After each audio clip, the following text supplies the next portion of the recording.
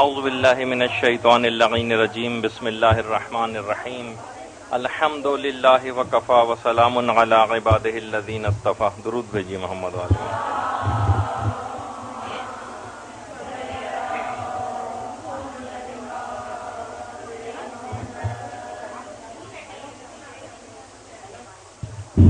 خدا کے فضل و کرم سے ابھی حال ہی میں زیارت عتبات عالیہ کا شرف اس حقیر کو حاصل ہوا. اتنا اہم سفر کہ ہر مومن کی یہ دعا ہونی چاہیے کہ پروردگار اس کو بار بار اس قسم کے سفر نصیب کرے. دیکھیے، ایک زمانہ ایسا تھا کہ راستے کھلے ہوئے نہیں تھے. مومنین کرام خاص طور پر امام حسین کی زیارت کے لیے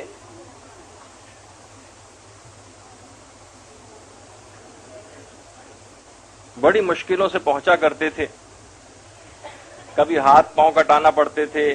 2 افراد جانا چاہتے تھے تو ایک آدمی کو قتل ہونا پڑتا تھا. اور یہ مظالم بھی کچھ اس وقت بھی کم نہیں تھے، اور صدام کے دور میں مختلف اس قسم کی جو ہے وہ سب چیزیں ہوتی رہیں. قتل و غارت گری بھی ہوتی رہی، دھماکے بھی ہوتے رہے، لوگ صعوبتیں اٹھا کر بہرحال پہنچتے رہے وہاں پر. لیکن بہرحال بالآخر وہ ملعون پکڑا گیا اور اس کے بعد اپنے انجام کو پہنچا. اور اس لحاظ سے بھی یہ سفر بڑا اہم ہے کہ بہت ساری روایتوں میں اس بات کو بیان کیا گیا ہے کہ کوئی بھی شخص اگر زیارت امام حسین علیہ الصلوۃ والسلام اللہم صلی علی محمد وآل محمد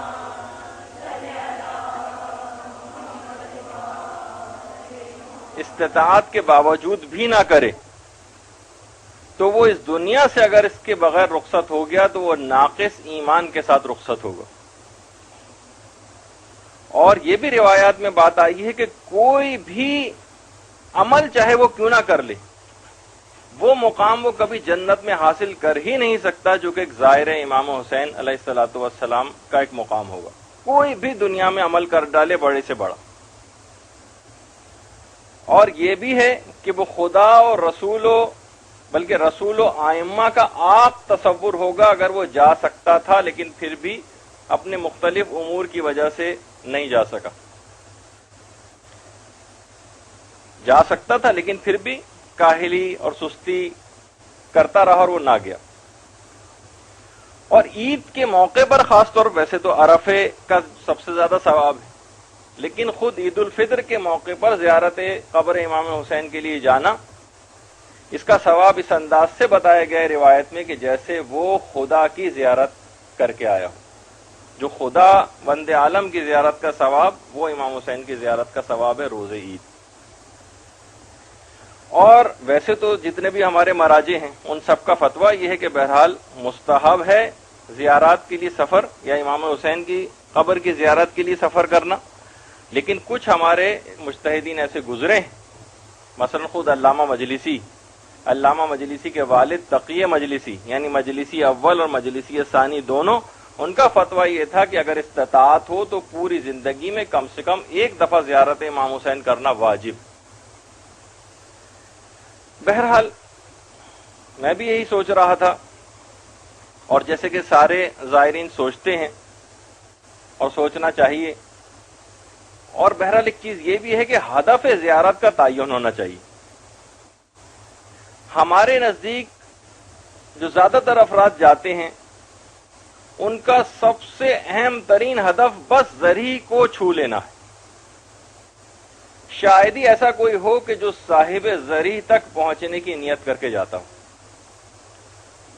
بہت ثواب ہے، بہت فائدے ہیں زری کو چومنے کے بھی، اس کے بوسے لینے کے، آنکھوں سے لگانے کے. لیکن بہرحال یہ کہ یہ ہدف ذرا چھوٹا ہے. بڑا ہدف رکھنا چاہیے اور صاحب زری تک پہنچنے کی کوشش کرنی چاہیے. بہت سے افراد کی چھٹیاں گزارنے کی نیت سے لوگ آج کل زیارت کے سفر پہ جانے لگے ہیں. بہت سے ہنی مون ٹور پہ جاتے ہیں زیارت کے لیے. اور نظر بھی آ رہا ہوتا ہے کہ عورتیں خاص طور پر جو بے پردہ تھیں شروع سے قافلوں میں، وہ آخر تک مثلا بے پردہ نظر آ رہی ہیں. جو مرد پہلے بھی داڑھی مونڈے تھے، اتنے سارے ائمہ کے قبور کی زیارت کرنے کے بعد بھی داڑھی کو ویسے ہی مونڈ رہے ہیں اور ویسے ہی واپس جا رہے ہیں. خواتین کے لحاظ سے تو یوں کام کرنے کی بہت زیادہ ضرورت ہے، اور آپ کو اس وجہ سے بھی یہ چیز بتائی جا رہی کہ خواتین جس اعتبار سے مسائل سے لا علم ہیں، پورے کاروان ساتھ ہوتا تھا، پوری A to Z تمام خواتین ساتھ ہوتی تھیں، اور اتنے طویل سفر کے اندر بھی ساری کی ساری تمام مساجد کے اندر جاتی تھیں، جو کہ بہت ہی مشکل ہے کہ کوئی عورت بھی اس حالت میں نہ ہو کہ جو مسجد میں جس کو مثلا عام حالات میں جانے کی جو ہے وہ اجازت ملے. کوئی نہ کوئی تو اس عالم میں ضرور مثلا ہوگی کہ جو نجاست کا عالم ہو، لیکن پھر بھی اس کے باوجود اس کا مطلب ہے کہ وہ اس طرف متوجہ ہی نہیں تھی. تو بہرحال یہ بھی بہت اہم ترین چیز ہے کہ دیکھیے اس کی کلاسز بھی باقاعدہ لینے کی بڑی ضرورت ہے. جیسے کہ معاشرے کے اندر ہمیں نظر آتا ہے، ایران میں خاص طور پر اس کا اتنا زیادہ اہتمام کیا جاتا ہے کہ مثلا اگر کوئی حج پہ کوئی کاروان لے کر جاتا ہے تو کم سے کم اسے اعزام ہو کر جانے کے لیے 11 کتابوں کے امتحانات دینا پڑتے ہیں. اتنا آپ گروپ لیڈر کے طور پر کچھ الگ امتحانات ہوتے ہیں، اور جو مثلا کاروان کو جو لیڈ کر رہا ہے، چاہے وہ زیارت کا سفر ہو، اس کے لیے کچھ الگ طرح کے ہیں، اور جو خاص طور پر حج و عمرہ وغیرہ کے لیے جا رہا ہو کم سے کم 11 کتابوں کے امتحانات پاس کر لیتا ہے تو اس بات کا اہل ہوتا ہے کہ وہ لے کر جا سکتا ہے، کیونکہ اس کو گائیڈ کرنا ہے لوگوں کو. اور بہرحال اس میں کوئی شبہ ہی نہیں، یا جو آپ کے سامنے تصویر ہے کہ لوگ پیدل جایا کرتے تھے زیارت امام حسین کے سفر کے لیے، کبھی پہنچ پاتے تھے کبھی نہیں پہنچتے تھے. بہرحال محبت اہل بیت کی ظاہر ہے کہ ہمارے اپنے معاشرے کے اندر بھی کمی نہیں ہے. اور جیسا کہ سفر میں آگے چل کر میں اس گفتگو میں ذکر بھی کروں گا کہ آیت اللہ حافظ بشیر نجفی سے بھی ہماری کافی تفصیلی ملاقات ہوئی، سوال و جواب بھی ہوئے، آپ کی خدمت میں پیش کریں گے. لیکن ان کا ایک جملہ خاص طور پر یہ تھا کہ جو محبت اہل بیت میں نے اپنی قوم کے اندر پائی، پاکستانیوں کے اندر، تیز رفتاری کے ساتھ ذرا کیونکہ آج وقت میرے پاس کم ہے. یہی مسئلہ حافظ بشیر کی ہم جب محفل میں گئے وہاں پہ بھی قلت جگہ کا مسئلہ آیا تھا، تو انہوں نے ایک حدیث سے استنباط کرتے ہوئے فرمایا کہ بہت سی احادیث مبارکہ میں یہ چیز آئی ہے کہ اگر جو شخص بھی دوسروں کو جگہ دے گا تو قیامت کے میدان میں اس کو جگہ ملے گی. اور بہت سی احادیث کے اندر تو یہ بات کہی گئی کہ وہ شخص انسان کہلائے جانے کے قابل ہی نہیں ہے کہ جو تنگ جگہ پر کھل کر بیٹھے.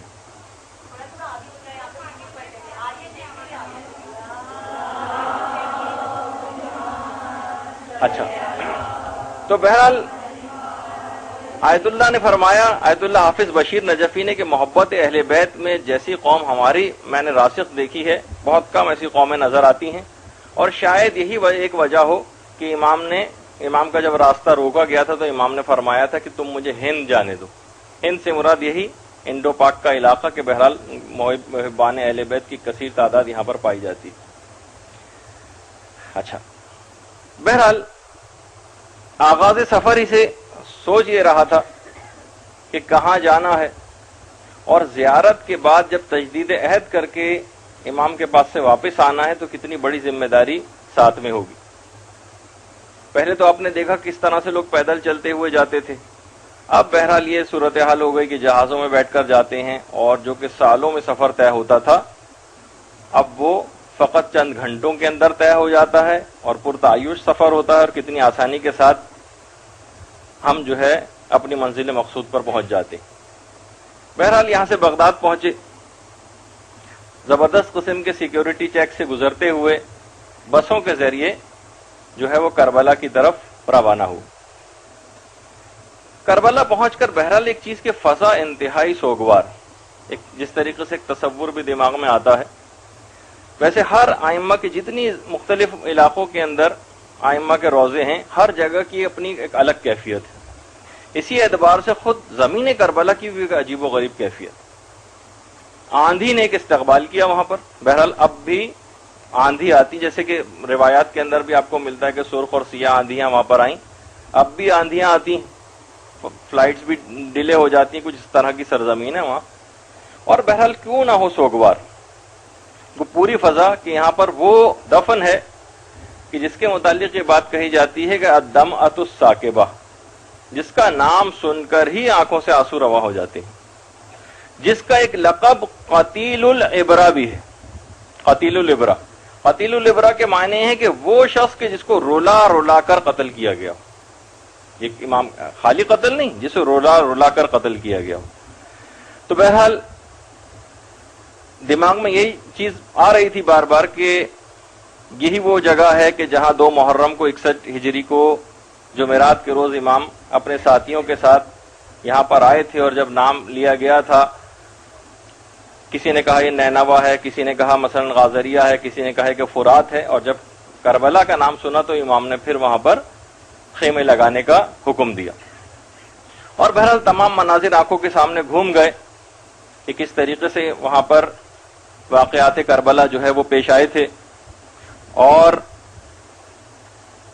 کس طرح سے امام نے خطاب کیا تھا اور بار بار لوگوں کی ہدایت کا سامان مہیا کیا تھا. اور بہرحال اس کے بعد پورا واقعہ کربلا جو کہ آپ مجالس کے اندر مصائب میں سنتی. ہم یہ دیکھتے ہیں کہ آج ان کے کسی بھی دشمن کی قبر کا کوئی نشان نہیں، اور اگر یہ افراد اگر جنگل میں دفن ہو جائیں تو وہ جگہ کربلا معلی بن جاتی، اور یہ ان میں سے کوئی فرد اگر ریگستان میں دفن ہو جائے تو وہ جگہ نجف اشرف کہلاتی. درود بھیجیے محمد.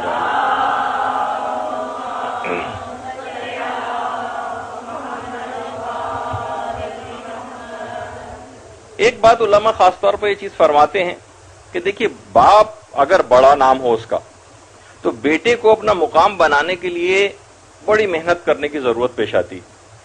اس کو اپنا ذاتی طور پر اگر وہ نام کرنا چاہتا ہے تو کتنی مشکل پیش آئے گی. اگر ہم دیکھیں امام حسین علیہ الصلوۃ والسلام کی شخصیت کو دماغ میں رکھتے ہوئے، باپ علی مرتضیٰ جیسا، نانا رسول اللہ جیسا، ماں شہزادی کونین جیسی، بھائی اللہم صلی علی محمد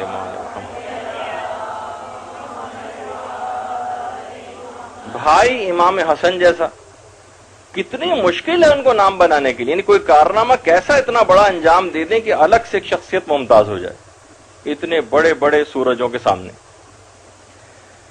تو بہرحال اس کے باوجود بھی اب بھی امام حسین کی وہ حرارت اور وہ گرمی جسے پیغمبر اسلام بھی کہہ گئے تھے، یہ ہمیشہ دلوں کو گرماتی رہے گی، اور یہ گرمائی ہمارے جسموں سے نکلتی رہے گی، ماتموں کی صورت میں ظاہر ہوتی رہے گی. اور یہی وجہ ہے کہ بہت سے ایسے مقامات تھے وہاں پر کہ جہاں امام اتنی خستہ حالت ہو چکی تھی کہ باقاعدہ تقریباً 1 کلومیٹر کا فاصلہ امام نے 10 محرم کو گھٹنوں کے بل چلتے ہوئے طے کیا تھا. آج بھی اس کی پیروی میں لوگ گھٹنوں کے بل وہاں پر چلتے ہیں، آج بھی اسی طریقے سے خاک کے اندر آلودہ ہوتے ہیں، اپنے آپ کو اس فضا کو دماغ میں لاتے ہوئے، اس تاریخ کو دماغ میں لاتے ہوئے جو مصائب پیش آئے. تو بہرحال ہمارا سلام ہو امام حسین علیہ الصلوۃ والسلام.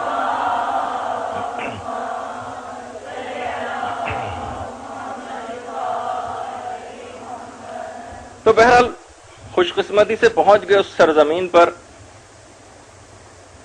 یہ جو 2 روزے آپ کو نظر آ رہے ہیں تصویر میں، ایک امام حسین علیہ الصلوۃ والسلام کا روزہ ہے اور دوسرا حضرت ابو الفضل العباس کا. سیٹلائٹ سے جو تصویر ہے وہ زمین کربلا جسے خدا نے کعبے کی خلقت سے 24,000 سال پہلے خلق کیا.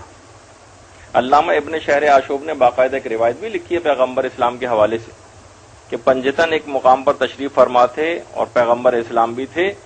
امام حسن و حسین کو دیکھ کر پیغمبر اسلام نے جملہ ارشاد فرمایا کہ ایک دن تم تمام کی قبریں متفرق اور پراگندہ ہوں گی، مختلف جگہوں کے اوپر بکھرے ہوئے ہوں گے تم. امام حسین کو دیکھ کر پیغمبر اسلام نے جملہ ارشاد فرمایا، پیغمبر اسلام نے فرمایا فرزند تم بھی ظلم و جور سے قتل کیے جاؤ گے اور تمہارے فرزند بھی ظلم و جور سے قتل ہوں گے. امام نے فرمایا، امام حسین نے، نانا کیا ہماری قبروں کی کوئی زیارت کے لیے آئے گا؟ فرمایا ہاں، ایک گروہ میری امت کا تمہاری قبروں کی زیارت کے لیے میرے احسان اور صلے کی خاطر آئے گا اور میں انہیں روز قیامت تمام چیزوں سے نجات دلواؤں گا. اگرچہ شدید تھکاوٹ تھی اور تقریباً 11 گھنٹے دبئی ایئرپورٹ پر سب لوگ پوری رات کے جاگے ہوئے تھے. پھر بغداد سے کربلا تک کا بسوں کا سفر طے کر کے جب اپنے ہوٹل پہنچے تو بہرحال بہت دور بسوں نے جو ہے وہ اتارا، لیکن میر کاروان کا حکم تھا کہ بہرحال 1-2 گھنٹے کے اندر سب لوگوں کو تیار ہو کر آنا ہے،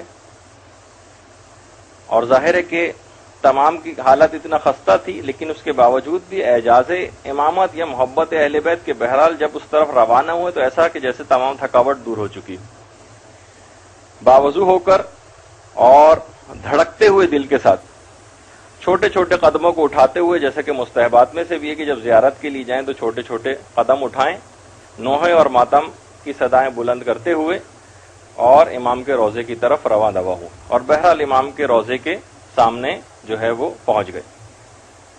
درود بھیجیے محمد و آل محمد۔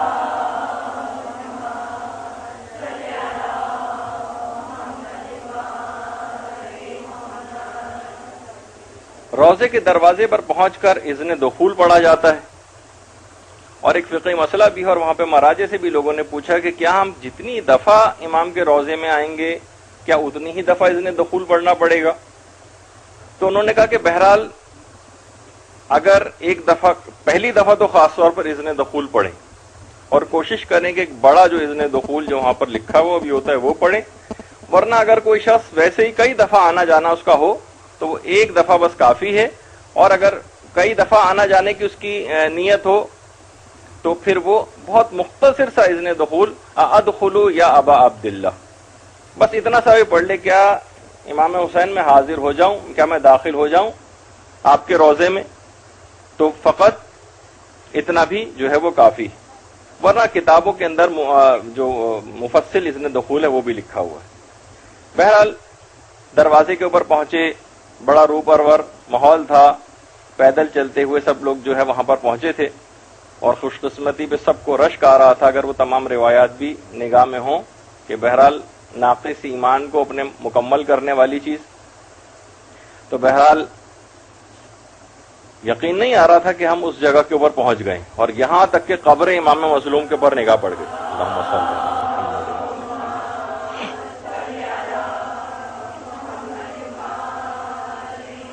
بے ساختہ زبان سے اللہ اکبر نکلا، اور اس موقع پر آہستہ سے اللہ اکبر کہنا مستحب بھی ہے کہ جس وقت بھی قبر کے اوپر جو ہے نگاہ پڑے تو انسان مومن اللہ اکبر آہستہ سے کہے۔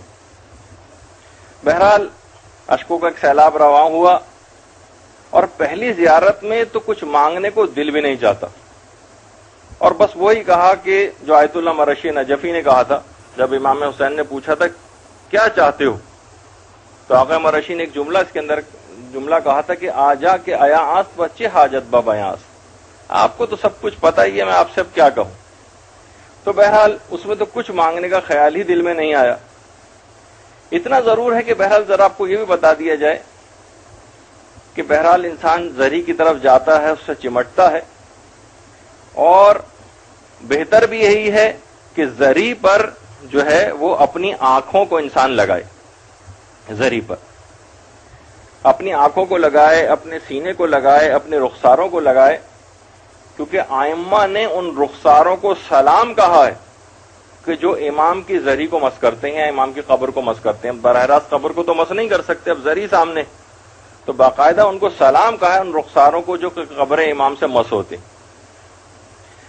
اور اس لحاظ سے بھی یہ چیز ضروری ہے کہ اس موقع پر ایک تجدید عہد بھی امام سے کریں، مولا یہ جو میں آنکھوں کو اپنی لگا رہی ہوں آپ کی زری سے، اب میں کوئی حرام منظر اس آنکھوں سے نہیں دیکھوں گی، یہ جن ہاتھوں سے میں نے زری کو پکڑا ہوا اب یہ کسی انشاءاللہ کسی حرام کی طرف نہیں اٹھیں گے اگر آپ کی مدد میرے ساتھ رہی۔ یہ میں سینے کو جو اپنے لگا رہی ہوں، اب میرا دل تمام قسم کے حسد، کینوں اور ہر قسم کی قلبی برائیوں سے میرا دل اب پاک ہو جائے گا آپ کی مدد سے۔ میں جو ہے پروردگار کو، آپ کو وسیلہ بنا کر پروردگار سے اس بات کی دعا مانگتی ہوں، اور اپنی انشاءاللہ آپ تجدید کر کے آئیں، ان پیروں پہ چل کر جن پہ آپ گئی تھیں زیارت کے لیے، اب ان سے یہ کسی گناہ کی جانب اب نہیں اٹھیں گے، اس کا عہد کر کے وہاں سے انسان کو واپس آنا چاہیے۔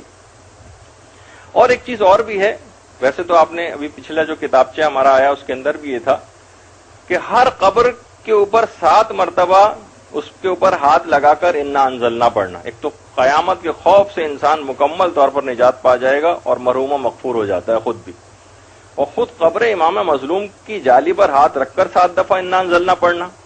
تو بہرحال اس زیارت میں بھی اور جہاں کہیں بھی اس کا موقع ملا، صرف اس طور پر ایک چیز بتانا مقصود ہے آپ سے، ظاہر ہے کہ جو آپ سے قلبی تعلق ہے اس کے اعتبار سے اس کا اظہار بھی بعض اوقات مقصود ہو جاتا ہے کہ آپ کی نیابت میں ساری زیارتیں جو ہیں انجام دیں، اور اس کے علاوہ جہاں جہاں جو جو اعمال اور نماز اور عبادت کی وہ سب آپ کی نیابت میں بھی کی، تو آپ لوگ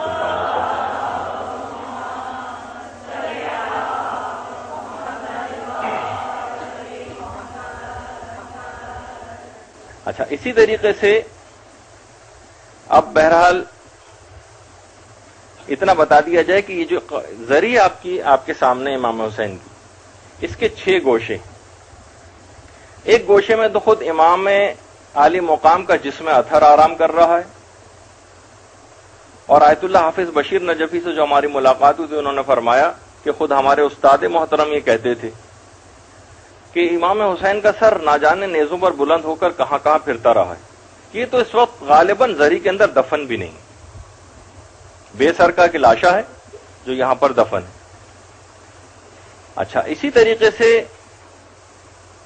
سینے کی طرف جو ہے امام کے شہزادہ علی اصغر دفن ہے، اور یہ بھی علماء کا کہنا ہے کہ شہزادہ علی اصغر کیا ایک چشمائے کا کچلے ہوئے لاشے کے ٹکڑے جو وہاں پر دفن۔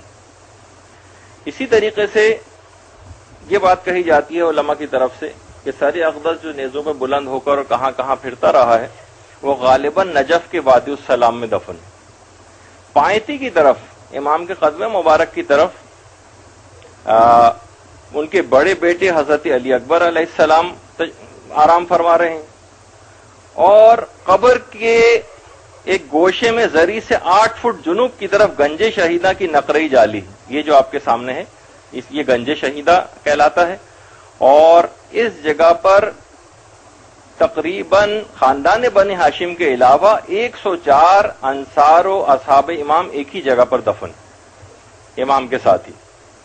ان تمام ذریحوں کے اندر بہرحال عریضہ ڈالنا، آپ عریضہ ڈالیں، تمام حاجتیں لکھ کر اس کے اندر ڈالیں، ہر جگہ جو ہے وہ دعائیں کریں، اور خاص طور پر یہ امام کی قبر کے اوپر ایک قبہ بنا ہوا ہے، یعنی جس کے نیچے عین یہ قبر واقع ہے، جو عین قبر ہے اس کے نیچے یہ مقام استجابت دعا ہے، اس قبے کے نیچے پروردگار عالم کوئی دعا کو رد نہیں کرتا، امام حسین کے واسطے اور وسیلے سے، اور اپنی مغفرت کی دعا کرنا، امام کی شفاعت ہمیں حاصل ہو جائے اس کی دعا کرنا علی الخصوص۔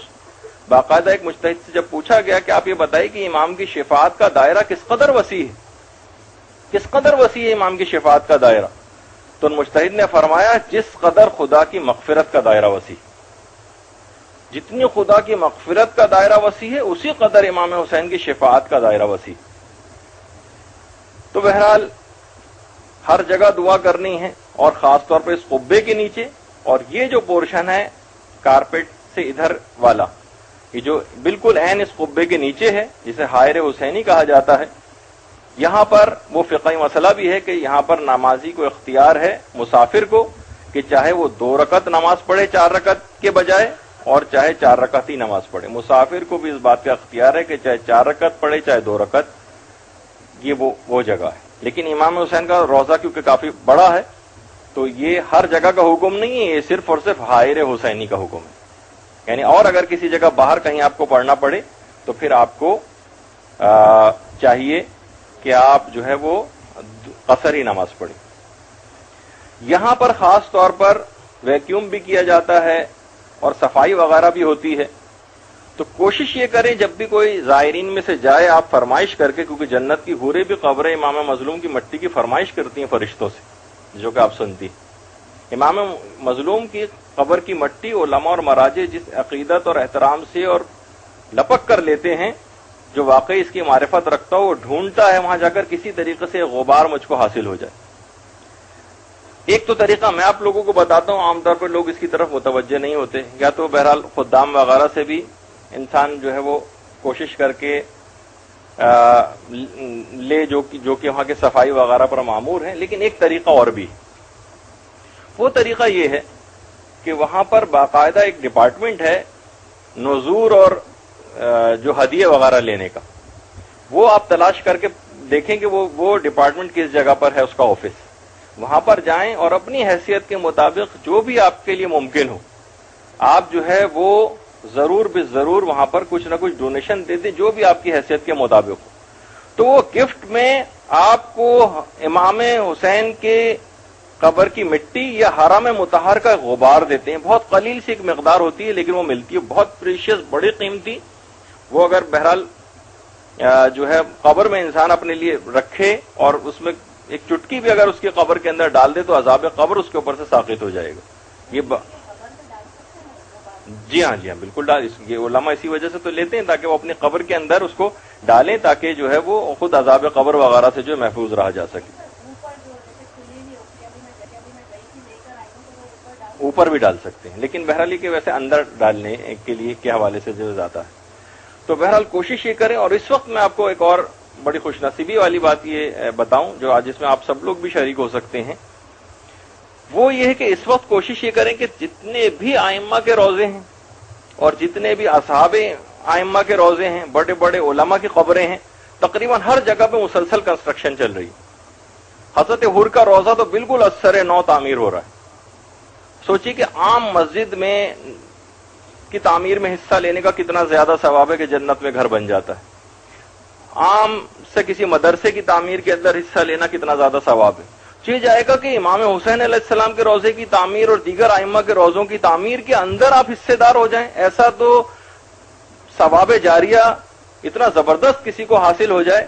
لوگ عام طور پر اس طرح متوجہ نہیں ہیں. باقاعدہ آپ وہاں جا کر جو ان کا ڈپارٹمنٹ ہے اس میں جو بھی آپ کی 100 روپے 200 روپے 500 1000 جتنی بھی آپ کی حیثیت ہے بقدر اپنی حیثیت کی وہاں جا کر ضرور ہدیہ دیں تاکہ اس ہمیشہ جو آپ کو ثواب ملے گا اس تعمیر کے اندر حصہ لینے کا.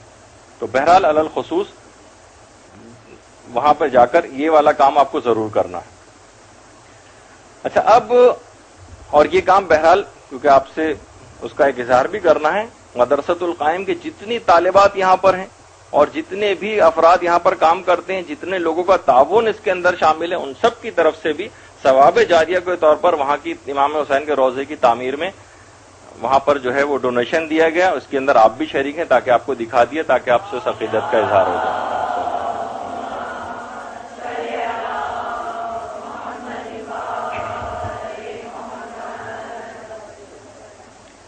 اچھا اب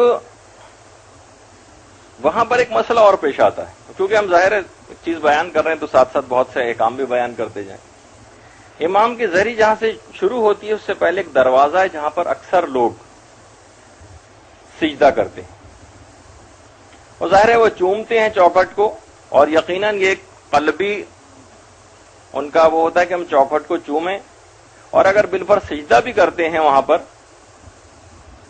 تو بھی بہرحال نیت اگر یہ ہے کہ شکر ہے اس پروردگار کا جس نے ہم اس مقام تک پہنچایا, اس میں تو کوئی حرج نہیں. لیکن زری کی طرف رخ کر کے ویسے امام کو سجدہ کرنا ظاہر ہے کہ یہ عمل جائز نہیں ہے اور حرام ہے, لیکن یہ ہر شخص کا قلبی تعلق ہے. لیکن بہرحال دشمنان اہل بیت اس چیز کو بہت زیادہ پروجیکٹ کرتے ہیں اور باقاعدہ تصاویر کے ذریعے ثابت کرتے ہیں کہ دیکھیے قبلہ اس کے بالکل برخلاف سمت کے اندر ہے اور یہ جو ہے اسی کی طرف رخ کر کے سجدہ کرتے ہیں.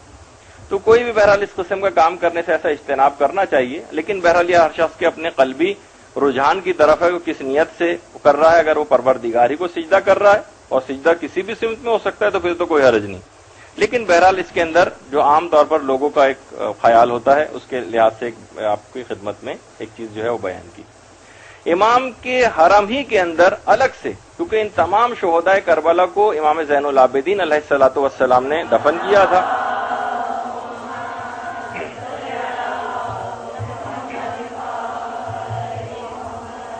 امام حسین کے روضے میں اگر باب قبلہ سے داخل تو رواق میں بائیں طرف چاندی کی ایک زری, یہ امام حسین کے بچپن کے دوست حبیب ابن مظاہر کی قبر ہے. حبیب جن کی دوستی پر امام حسین کو خود فخر تھا.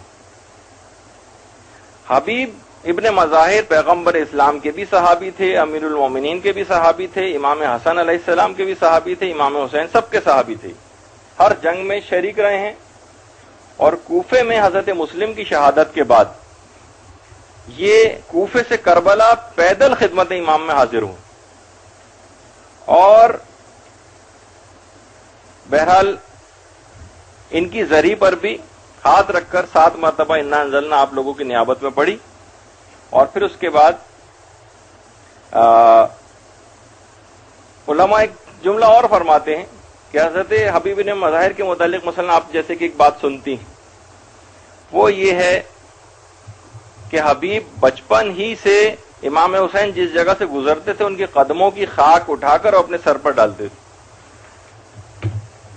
رسول خدا کو ان کا یہ عمل اتنا پسند آتا تھا کہ رسول خدا نے اپنے زانوں کے اوپر ان کو بٹھایا تھا۔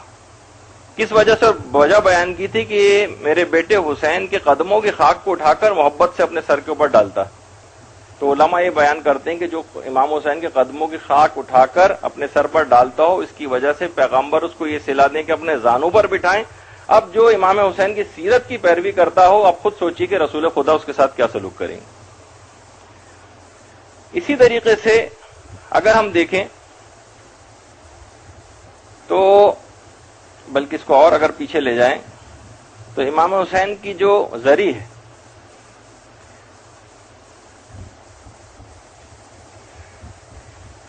اس میں ایک طرف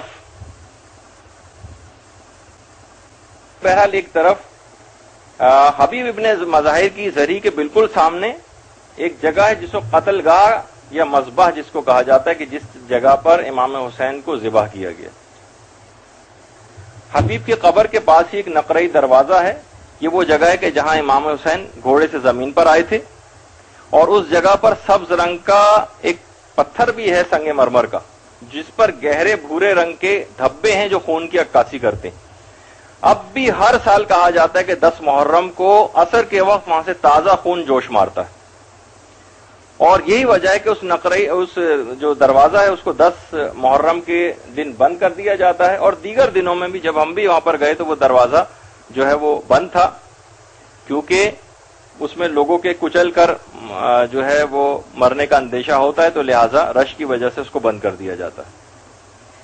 اچھا، اسی طریقے سے وہاں پر ایک قبر حرم ہے امام حسین کے اندر، ایک قبر اور بھی، اور وہ ہے حضرت ابراہیم مجاب کی قبر۔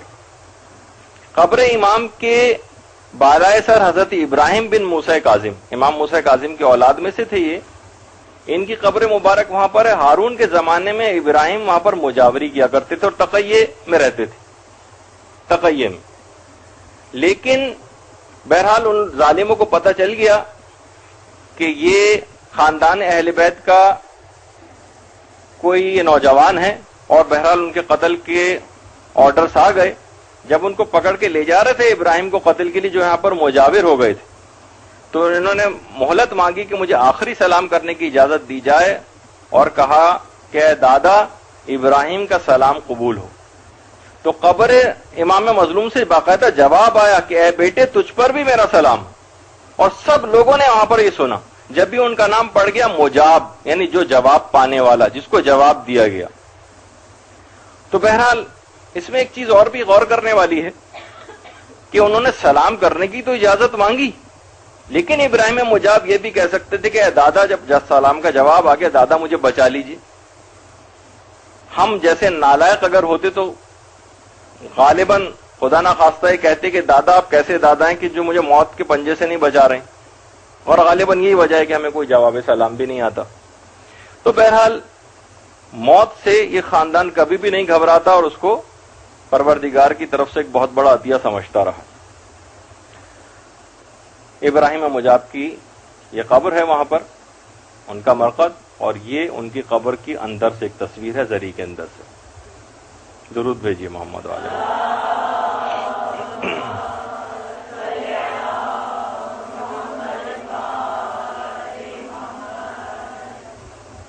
تھوڑے سے ہی فاصلے پر امام حسین کے روضے سے نکلیں تو حضرت عباس علمدار علیہ الصلوۃ والسلام، اللہم صل علی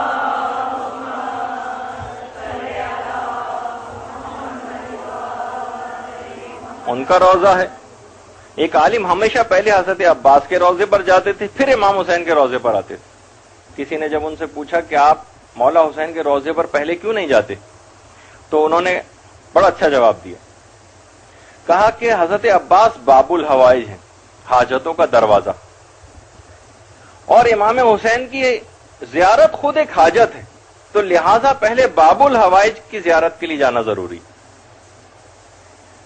اور عباس علمدار ان کے دونوں بیٹے کربلا میں شہید ہوئے ہیں، اور ام البنین کے تو چاروں فرزند ہی میدان کربلا میں امام حسین پر شہید ہو گئے۔ حضرت عباس کی شخصیت امام حسین کے سامنے ہونے کی وجہ سے، ظاہر ہے جب سورج پوری آب و تاب کے ساتھ چمک رہا ہو تو ستارے اس کے سامنے مان پڑ جاتے ہیں، ورنہ خود حضرت عباس کی علمی شخصیت اتنی زیادہ تھی کہ خود معصومین فرماتے ہیں کہ ان کو علم اس طرح سے بھرایا گیا تھا جس طریقے سے پرندہ اپنے بچوں کو دانہ بھراتا ہے، اس طرح سے علم بھرایا گیا تھا۔ لیکن حضرت عباس کس طرح سے بولے، امام حسین سامنے موجود اور امام حسین سے پہلے ہی شہید ہو گئے، تو عباس کے وہ جوہر کھل کر سامنے نہیں آ سکے کہ جو کہ لوگوں کے سامنے آ سکتے تھے۔ بس ایک موقع ایسا ہے کہ جو اتنا زیادہ ان کا خطبہ مشہور نہیں ہے، لیکن جب امام حسین مکے سے روانہ ہو رہے تھے تو ایک روایت میں کہ حضرت عباس نے کعبے کی چھت پر کھڑے ہو کر ایک انتہائی فصیح و بلیغ خطبہ دیا تھا، اور علماء فرماتے ہیں کہ اتنا فصیح و بلیغ کہ اس میں نہج البلاغہ کی جھلک نظر آ رہی، صاحب نہج البلاغہ کے بیٹے ہیں نا، وہی جھلک اس کے اندر ان کے خطبے کے اندر جو ہے نظر آ رہی۔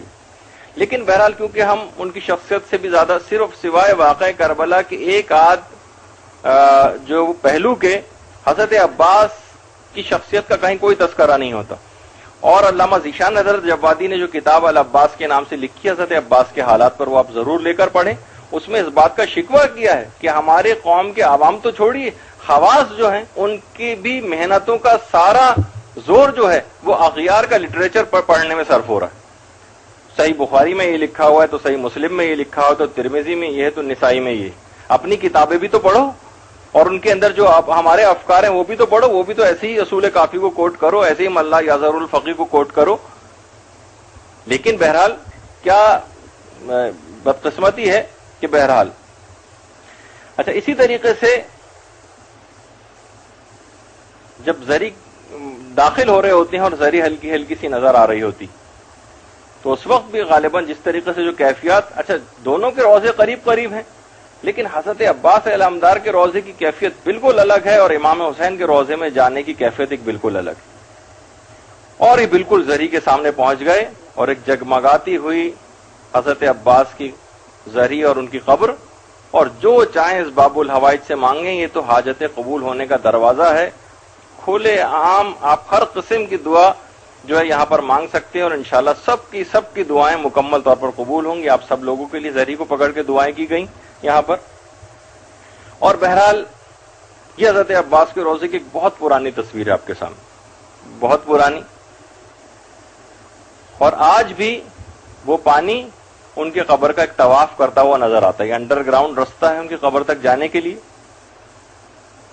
اور یہ وہ رستہ ہے آپ کے سامنے جہاں سے اتر کر جایا جاتا ہے، اور اب اس میں ٹائلز وغیرہ لگا دی گئے ہیں، کچھ لائٹ وغیرہ بھی ہو گئی ہے، لیکن یہ پانی آج بھی ان کی قبر کا طواف کرتا رہتا ہے۔ اور کیونکہ اس پانی کو آخر وقت تک کہ جب امام حسین اور دیگر اصحاب کے جو بیٹے ہیں وہ پیاسے ہیں تو میں اس پانی کو کیوں پیوں۔ اس کے بعد ایک اور تھوڑے ہی فاصلے پر ایک اور زیارت ہے روضہ امام حسین سے تقریباً 60 گز کے فاصلے پر، جسے تلہ زینبیہ کہا جاتا ہے، جس پر چڑھ کر حضرت زینب سلام اللہ علیہا نے اپنے بھائی امام حسین کو محمد امام حسین کو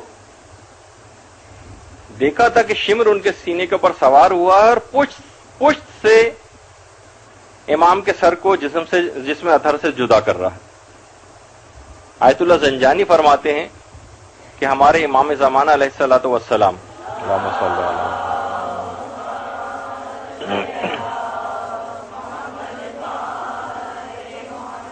روزانہ دن میں 2 مرتبہ پورے واقعے کربلا کو مشاہدہ کرتے ہیں۔ اسی جگہ پر ایک حجرہ بنا کر اس کو محفوظ کر دیا گیا ہے، جس کو تلہ زینبیہ جو ہے وہ کہا جاتا ہے۔ خیمہ گاہ، حرم امام حسین علیہ السلام سے تقریباً 150 گز کے فاصلے پر باب قبلہ سے اگر نکلے تو ایک عمارت ہے جسے خیمہ گاہ، جہاں پر خیمے لگائے گئے تھے، اور پوری تاریخ کربلا ان خیموں کے اندر سمٹ گئی. یعنی اس کو پھیلایا جائے تو ایک لمبی تاریخ ہے، اور سمیٹا جائے اس تاریخ کو تو خیمہ گاہ ہے. ساری رات یہاں پر عبادت، تسبیح و تحلیل کی آوازیں بلند ہو رہی تھیں، اور یہی وہ جگہ ہے کہ جہاں مائیں اپنے بچوں کو تیار کر رہی تھیں شہادت کے لیے. یہاں پر اس رات کی یاد میں بہرحال واجب نمازیں بھی ہمیں پڑھنے کی یہاں پر سعادت ہوئی، اور مستحب نمازیں وہ بھی آپ لوگوں کی نیابت میں یہاں پر پڑھی. اور اس کے بعد اس خیمہ گاہ کے بعد ایک اور قریبی ایک مقام ہے، وہاں پر ایک شاہراہ ہے جسے شاہراہ سدرہ کہا جاتا ہے. اس میں گلی میں وہ مقام ہے جہاں ہم شکل نبی شہزادہ علی اکبر کو عمر ابن سعد کے حکم سے ابن نمیر نے سینے پر نیزہ مار کر شہید کیا تھا. یہ مقام حضرت علی اکبر علیہ الصلوۃ والسلام کہا جاتا ہے. عنان فرس چھوٹ گئی تھی اور زمین کے اوپر شہزادہ علی اکبر تشریف لائے تھے اور جام شہادت نوش کیا تھا. یہ وہ جگہ ہے، یہاں پر اپنی منتیں، مرادیں جو ہے وہ انسان مانگتا ہے جا کر، ایک عجیب کیفیت ہوتی ہے. تو بہرحال شہزادہ علی اکبر کے سینے پر یہاں پر وہ برچھی لگی تھی. آج بھی لوگ یہاں پر جاتے ہیں، مجلس و ماتم کرتے ہیں، نوحہ خوانی کرتے ہیں. پھر اس کے بعد امام حسین ہی کے روضے سے باب سدرہ کی طرف جو ایک سڑک جو ہے وہ نکل رہی ہے نہر علقامہ کی طرف، وہاں پر ایک جگہ ہے جسے مقام علی اصغر کہا جاتا ہے. مقام علی اصغر یہی وہ جگہ ہے کہ جہاں امام نے علی اصغر کو اپنے ہاتھوں پر لیا تھا اور لشکر اشقیاء کو غیرت دلانے کے لیے حضرت علی اصغر علیہ السلام کو لے کر گئے تھے، اور پھر ہرملہ کے تیر ستم کا نشانہ وہ بچہ بنا تھا اور جام شہادت نوش کیا تھا. جیسا کہ آپ لوگوں کے سب کے علم میں ہوگا کہ بہرحال دیکھیے باب الحوائج جو ہے نا وہ 3 شخصیات ہیں اصل میں. ایک تو حضرت عباس علمدار علیہ الصلوۃ والسلام، دوسرے حضرت امام موسیٰ کاظم علیہ الصلوۃ والسلام، اور تیسری شخصیت ہے شہزادہ علی اصغر علیہ الصلوۃ والسلام. یہ باب الحوائج ہے. اللہم صلی علی محمد.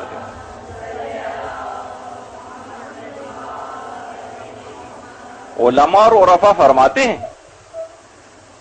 علماء اور عرفاء یہ بات فرماتے ہیں کہ عالم ارواح سے شہزادہ علی اصغر نے اپنے بابا سے ایک شکایت کی کہ بابا میں باب الحوائج ہوں لیکن مومنین میرے حوالے سے کوئی بھی دعا نہیں کرتے. تو بہرحال اپنی دعاؤں میں ان کو وسیلہ بنا کر، کیونکہ باب الحوائج ہیں براہ راست بھی مانگ سکتے ہیں ان سے، تو بہرحال ان کے حوالے سے دعائیں کرنا. کہ 3 شخصیات ہیں باب الحوائج. پھر وہاں پر وہ نہر فرات یا نہر علقامہ جس کو کہا جاتا ہے وہ بھی ہے، جس کی پس منظر میں پوری تاریخ ہے جس کو اس وقت بیان کرنے کا موقع نہیں. آپ نے دیکھا کہ میں کتنی تیز رفتاری سے گزر رہا ہوں، ورنہ ہر جگہ کی ایک تاریخ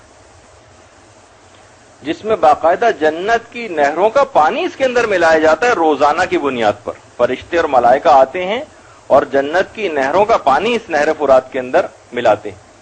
اور یہی وجہ ہے کہ جو ہمارے ہاں پیدائش کے مستحبات ہیں اس میں بچے کا جو گلا اٹھانے کا مسئلہ ہے وہ فرات کے آب فرات سے اس کا گلا اٹھاؤ، تاکہ شروع ہی سے ائمہ کے ساتھ وفاداری کا ایک جذبہ اس کے اندر پیدا ہو، اور بہرحال شہادت کے لیے بھی ویسے ہی تیار رہے. بہت سے افراد یہاں پر اپنی کم علمی اور جہالت کی وجہ سے نہیں جاتے. وہ کہتے ہیں جب مولا کو یہاں سے پانی نہیں ملا تو ایسی جگہ پر ہم جائیں گے بھی نہیں. تو بہرحال یہ نہر فرات ہے وہاں پر، اور جس کی پوری تاریخ ہے، اور لیکن بہت سارے لوگ ان کو بہرحال یہ بات بیان کرنے کی ضرورت ہے. نہر فرات کے بالکل قریب ہی ایک مقام ہے جسے مقام امام زمانہ علیہ الصلوۃ والسلام کہا جاتا ہے.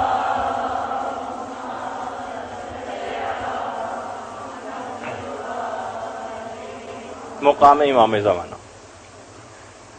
یہاں پر امام زمانہ آتے ہیں کیونکہ تمام ان مقامات کے اوپر جیسا کہ ابھی گفتگو بھی آگے چلے گی، ہر جگہ پہ ایک ایک مقام ضرور ہے امام زمانہ. ظاہر ہے کہ روزانہ جب 2 مرتبہ پورے واقعہ کربلا کا مشاہدہ کرتے ہیں تو ان جگہوں کی یاد میں وہاں پر آتے بھی.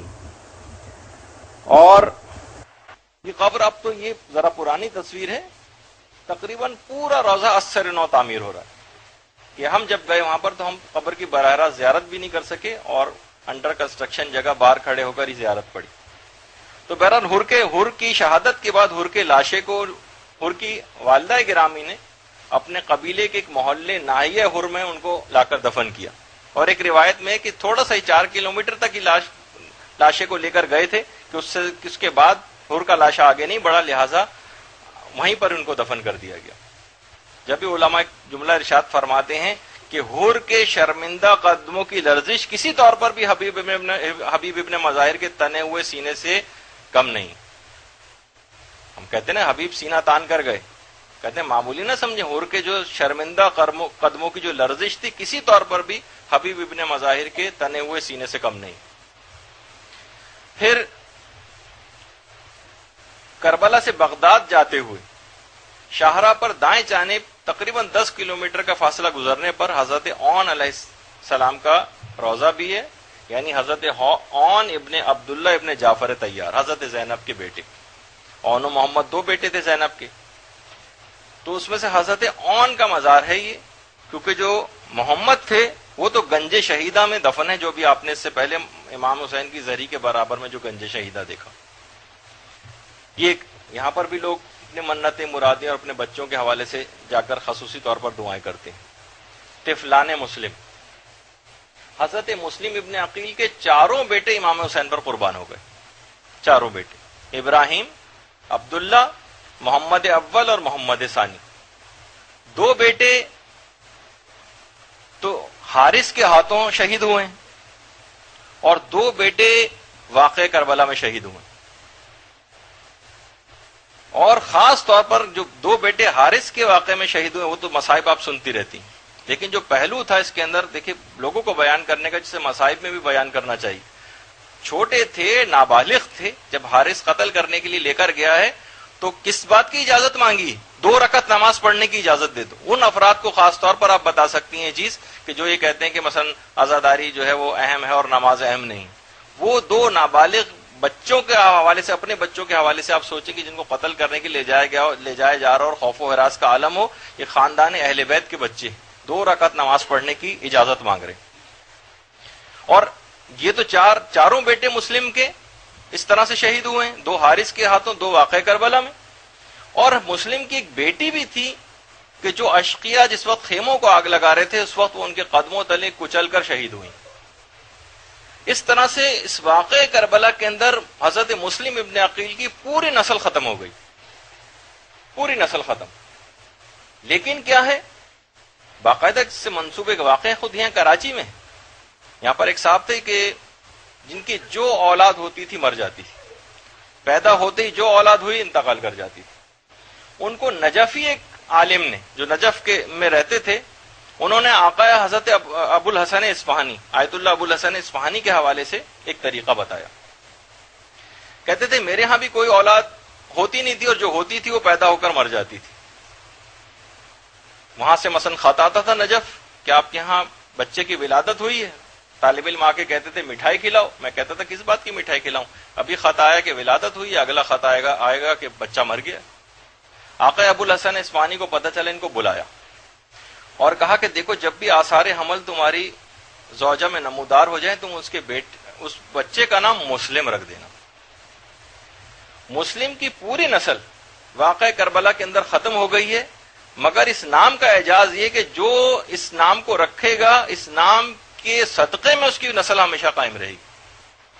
انہوں نے ان کو یہ واقعہ سنایا, انہوں نے جو آثار حمل نمودار ہوئے تو نام مسلم رکھ دیا.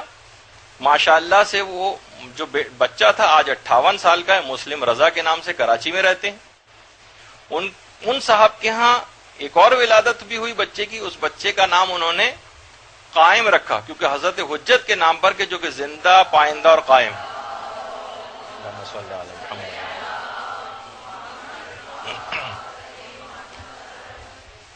مسلم رضا وہ 58 سال کے ہیں, ان سے چھوٹے قائم ہیں. قائم رضا موسوی جو ایک عالم دین بھی ہیں اور یہیں کراچی میں, اور مجھے ایک دفعہ ان سے فون پہ بات کرنے کا, مقدس عالم دین ہے, بات کرنے کا شرف بھی حاصل ہوا. تو آپ نے دیکھا کہ بہرحال یہ لوگوں کو یہ چیزیں بتائیں تاکہ لوگوں کی مشکلات جو ہیں وہ حل ہوں. مسلم کی پوری نسل ختم ہو گئی, لیکن جو یہ نام رکھے گا اس نام کے صدقے میں اس شخص کی نسل ہمیشہ قائم اور دائم رہے گی. اچھا, اسی طریقے سے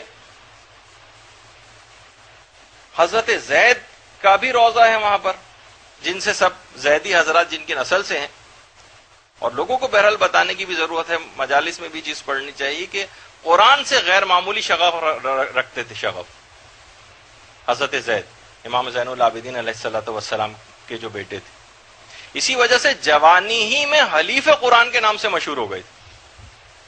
حلیف قرآن. حشام نے 5 مہینے تک قید میں رکھا تھا حضرت زید کو.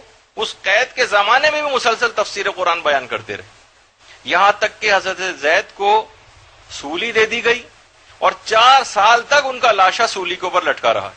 اور یہ بھی اعجاز تھا واقعی کہ لوگوں کو جس سے وہ لینا چاہیے، اور حقانیت واضح ہو جاتی ہے سب لوگوں کے سامنے کہ 4 سال تک سولی پر لاشا لٹکنے کے باوجود بھی لاشا خراب نہیں ہوا. یہاں تک کہ بہرحال جب یہ چیز پھیلنے لگی تو مجبور ہو کر ان کے لاشے کو جلا دیا گیا آگ کے اندر. تو بہرحال حضرت زید کا روضہ بھی ہے وہاں پر.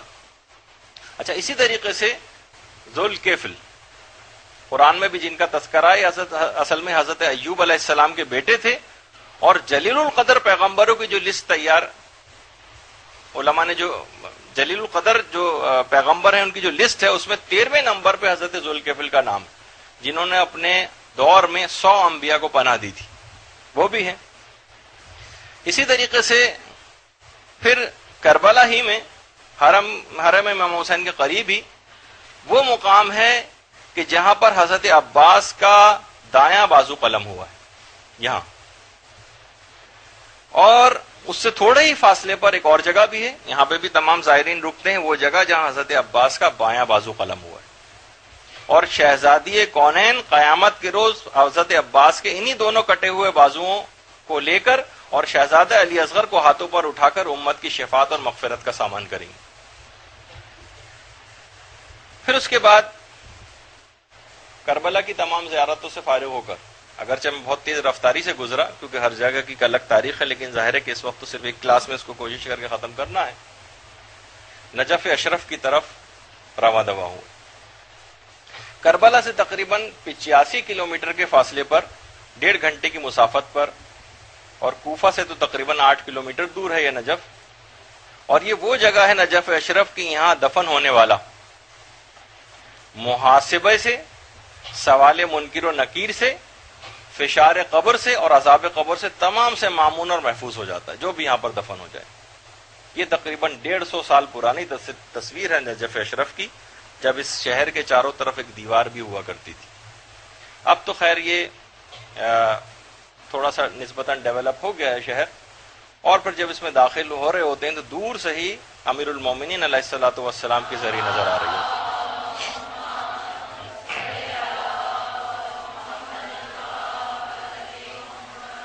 چھٹے امام یہ جملہ ارشاد فرماتے ہیں کہ جو بھی روضہ امیر المومنین کی زیارت کے لیے جائے گا اور امیر المومنین کے مقام کو پہچانتے ہوئے اور آپ کے خلیفہ بلا فصل ہونے کو مانتے ہوئے اور امام مفترض الطاعہ مانتے ہوئے کہ ہم پر ان کی اطاعت فرض ہے، جو کوئی بھی امیر المومنین کے روضے کی زیارت کرے گا، چھٹے امام یہ فرماتے ہیں کہ خدا اسے 1,00,000 شہداء کا ثواب عطا کرے گا.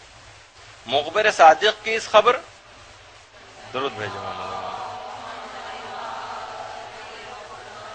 مخبر صادق کی اس خبر کے مصداق اور اس کے اوپر ایمان رکھتے ہوئے، کیونکہ یہ زیارت آپ کی نیابت میں بھی انجام دیے، لہٰذا آپ سب لوگوں کو بھی 1,00,000 شہداء کا ثواب جو ہے وہ مبارک ہو.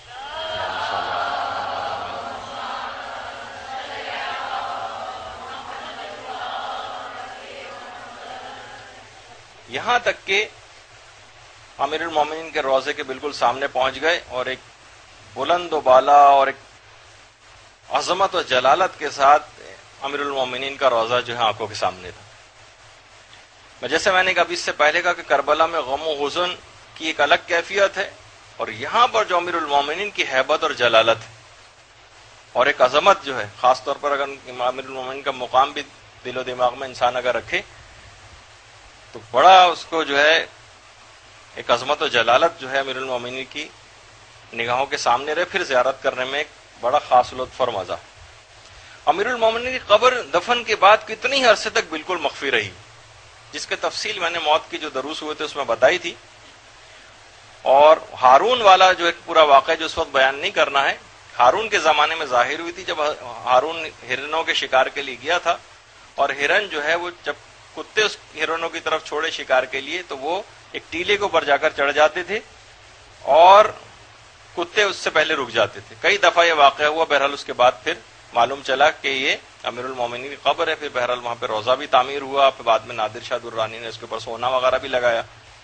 اور ابن بطوطہ نے اپنے سفر نامے میں جو کس کی کتاب ہے رحلہ، اس میں 27 رجب کے ذیل میں کے واقعات میں اس نے لکھا ہے کہ یہاں پر لوگ زیادہ تر یہاں پر رافضی لوگ یعنی شیعہ لوگ یہاں پر آباد ہیں، اور یہ ایک رات ہے 27 رجب جسے وہ لیلۃ الاحیاء کے نام سے یاد کرتے ہیں. کتنے ہی مفلوج لوگ زہری کے پاس آتے ہیں. ابن بطوطہ جیسا شخص لکھ رہا ہے. اور آدھی رات کے بعد تمام مفلوج جو حرکت بھی نہیں کر سکتے تو صبح تندرست ہو کر اپنے گھروں کو واپس چلے جاتے ہیں.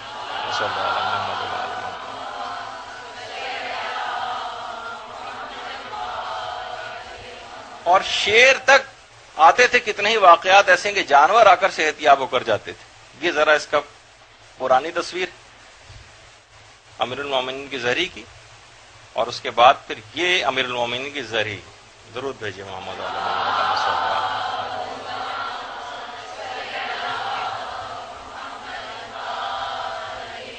وسلم. نہ صرف اس زہری میں حضرت امیر المومنین دفن، بلکہ اسی کے اندر حضرت آدم علیہ السلام بھی دفن ہے، اور اسی زہری میں حضرت نوح علیہ السلام بھی دفن. جب ہی حضرت آدم اور نوح کی جو زیارت ہے وہ بھی یہاں پر پڑھی جاتی. ابتدا میں حضرت آدم کے انتقال کے بعد ویسے تو حضرت آدم یثرب میں دفن ہوئے. پہلے مکہ اور مدینہ دونوں ملا کے بھی یثرب کہے جاتے تھے، یا مثلا مکے میں.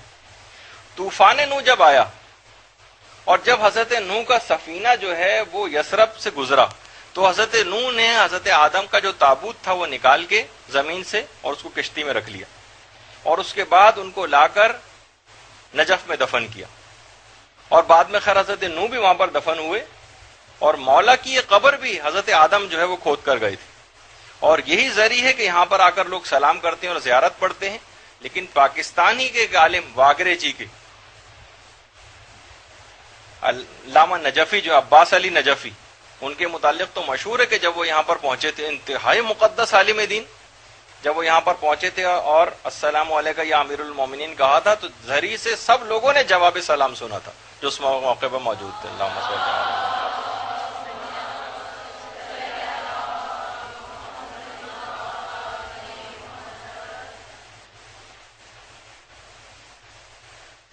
امیر المومنین کے حرم ہی میں اور اس سے ملحقہ 18 بڑے علماء کی قبریں. خود امیر المومنین کی قبر کے بہت ہی نزدیک مقدس اردبیلی کی قبر، مقدس اردبیلی. آیت اللہ ابو الحسن اصفہانی کی قبر بھی قریب ہی ہے. اس کے علاوہ ابن فہد ہلی ان کی قبر بھی ہے وہاں پر. اور مقدس اردبیلی تو وہ کہ جو جن کو جب بھی یہ چاہتے اپنی مرضی سے امام زمانہ سے مل لیتے.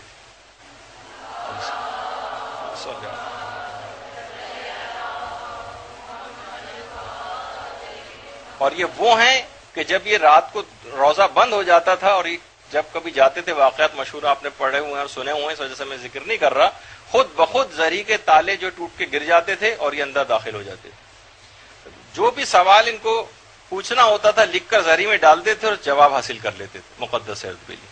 پھر ایک تفصیلی واقعہ ہے جو ابھی فی الحال بتانا نہیں ہے، ابو الحسن اصفہانی، یہ بھی بہت ہی مقدس شخصیت. اس کے علاوہ شیخ مرتضی انصاری کی قبر بھی ہے وہیں پر ہی. اس کے علاوہ حضرت آیت اللہ خوئی کی قبر بھی، آیت اللہ خوئی کی قبر ہے.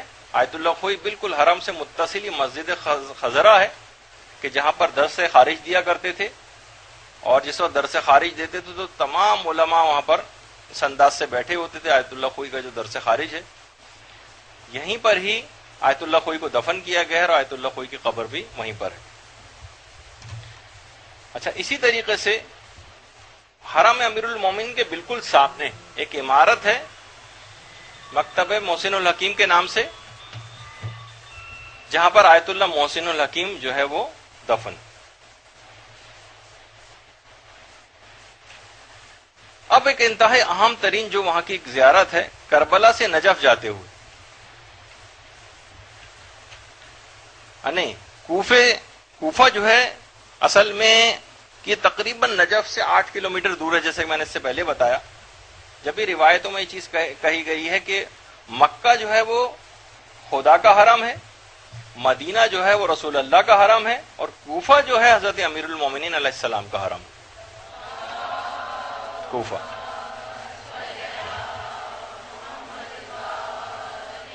یہاں پر 1 درہم صدقہ دینا دوسری جگہوں کے 100 درہم دینے کے برابر ہے. اور یہیں پر یہ مسجد کوفہ ہے. یہ مسجد کوفہ یہاں ہزاروں نبیوں نے نماز پڑھی ہے. یہاں 1 رکعت نماز پڑھنا دوسری مساجد میں نماز پڑھنے سے 1000 گنا زیادہ افضل ہے. اور اگر کوئی شخص یہاں پر فرض نماز پڑھتا ہے، اپنی واجب نماز، وہ ایک ایسے حج کرنے کے برابر ہے جو اس نے پیغمبر اسلام کے ساتھ انجام دیا ہو. اور یہاں پر ایک مستحب نماز پڑھنا ایک ایسے عمرہ کرنے کے برابر ہے جو پیغمبر اسلام کے ساتھ انجام دیا. کئی مستحب نمازیں وہاں آپ کی نیابت میں میں نے ادا کی ہیں. اور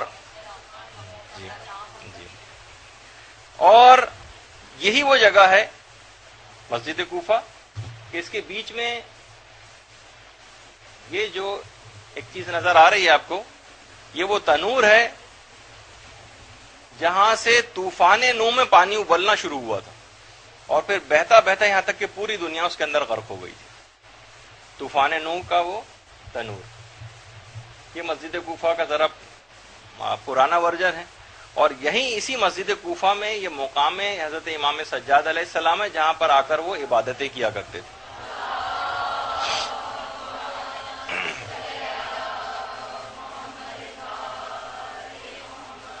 اور یہ وہ تندور ہے یا تنور کہ جہاں سے پانی ابلنا شروع ہوا تھا. کئی گھنٹوں کے یہاں پر اعمال ہیں. اور مسجد کوفہ ہی میں ہی وہ مقام ضربت ہے کہ جہاں امیر المومنین کے شب 19 جہاں پر ضربت لگی تھی. اور اب یہ تھوڑا سا اور مقام کو بہتر بنا دیا گیا ہے. یہ وہ جگہ ہے کہ جہاں امیر المومنین سجدے کی حالت میں تھے اور ابن ملجم کی تلوار جو ہے وہ سر پہ آئی تھی.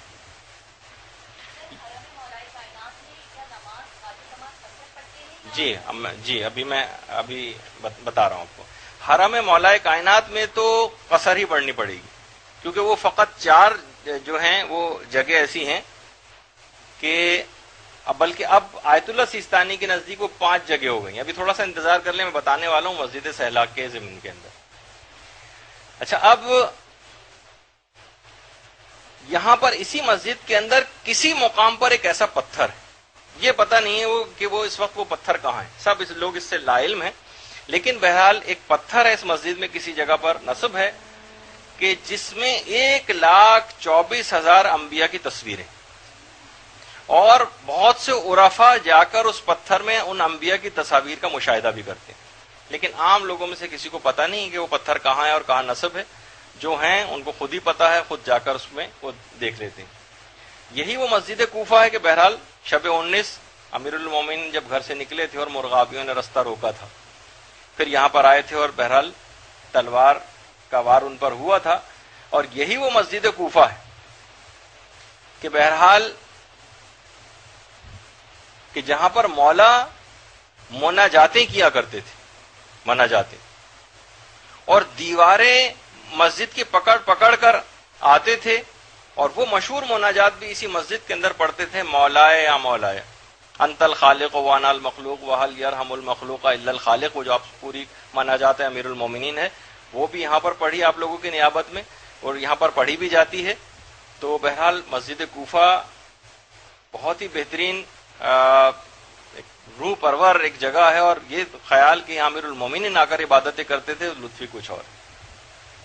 حضرت مسلم ابن عقیل، حضرت عقیل کے سب سے بڑے بیٹے. مسلم کے 16 بھائی تھے اور 8 بہنیں تھیں. 7 بھائی تو کربلا میں امام حسین کے ساتھ ہی شہید ہوئے. اچھا، مسلم 15 سال کی عمر میں جنگ صفین میں بھی شریک ہوئے تھے. اور آپ کی شادی مولا کائنات کی ایک بیٹی حضرت رقیہ سے ہوئی تھی. اور کوفے سے جو ہے جب خط بہت آنے شروع ہوئے تھے تو حضرت امام حسین نے مسلم کو سفیر بنا کے بھیجا تھا، جیسے کہ آپ سنتی ہیں۔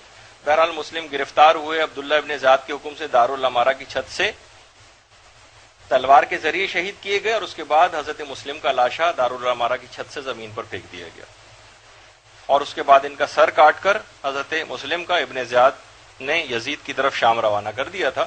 اس طرح سے یہ کربلا کے سب سے پہلے شہید قرار پائے تھے۔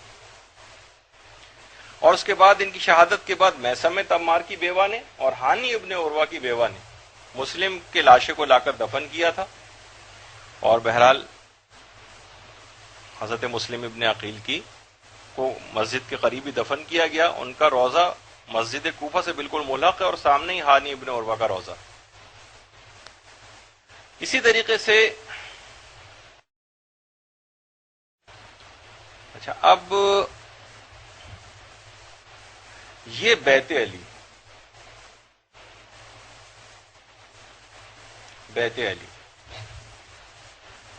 یعنی حضرت امیر المومنین علیہ الصلوۃ والسلام کا گھر، مسجد کوفہ کی پشت پر ہے یہ گھر، گارے اور مٹی سے بنا ہوا ایک چھوٹا سا مکان جو 100 فٹ طویل ہوگا۔ اس میں امام حسن اور امام حسین کا کمرہ بھی ہے، اور ایک وہ کمرہ تھا جس میں حضرت زینب و حضرت ام کلثوم سلام اللہ علیہا رہا کرتی تھیں۔ اللہم صلی علی محمد وعلی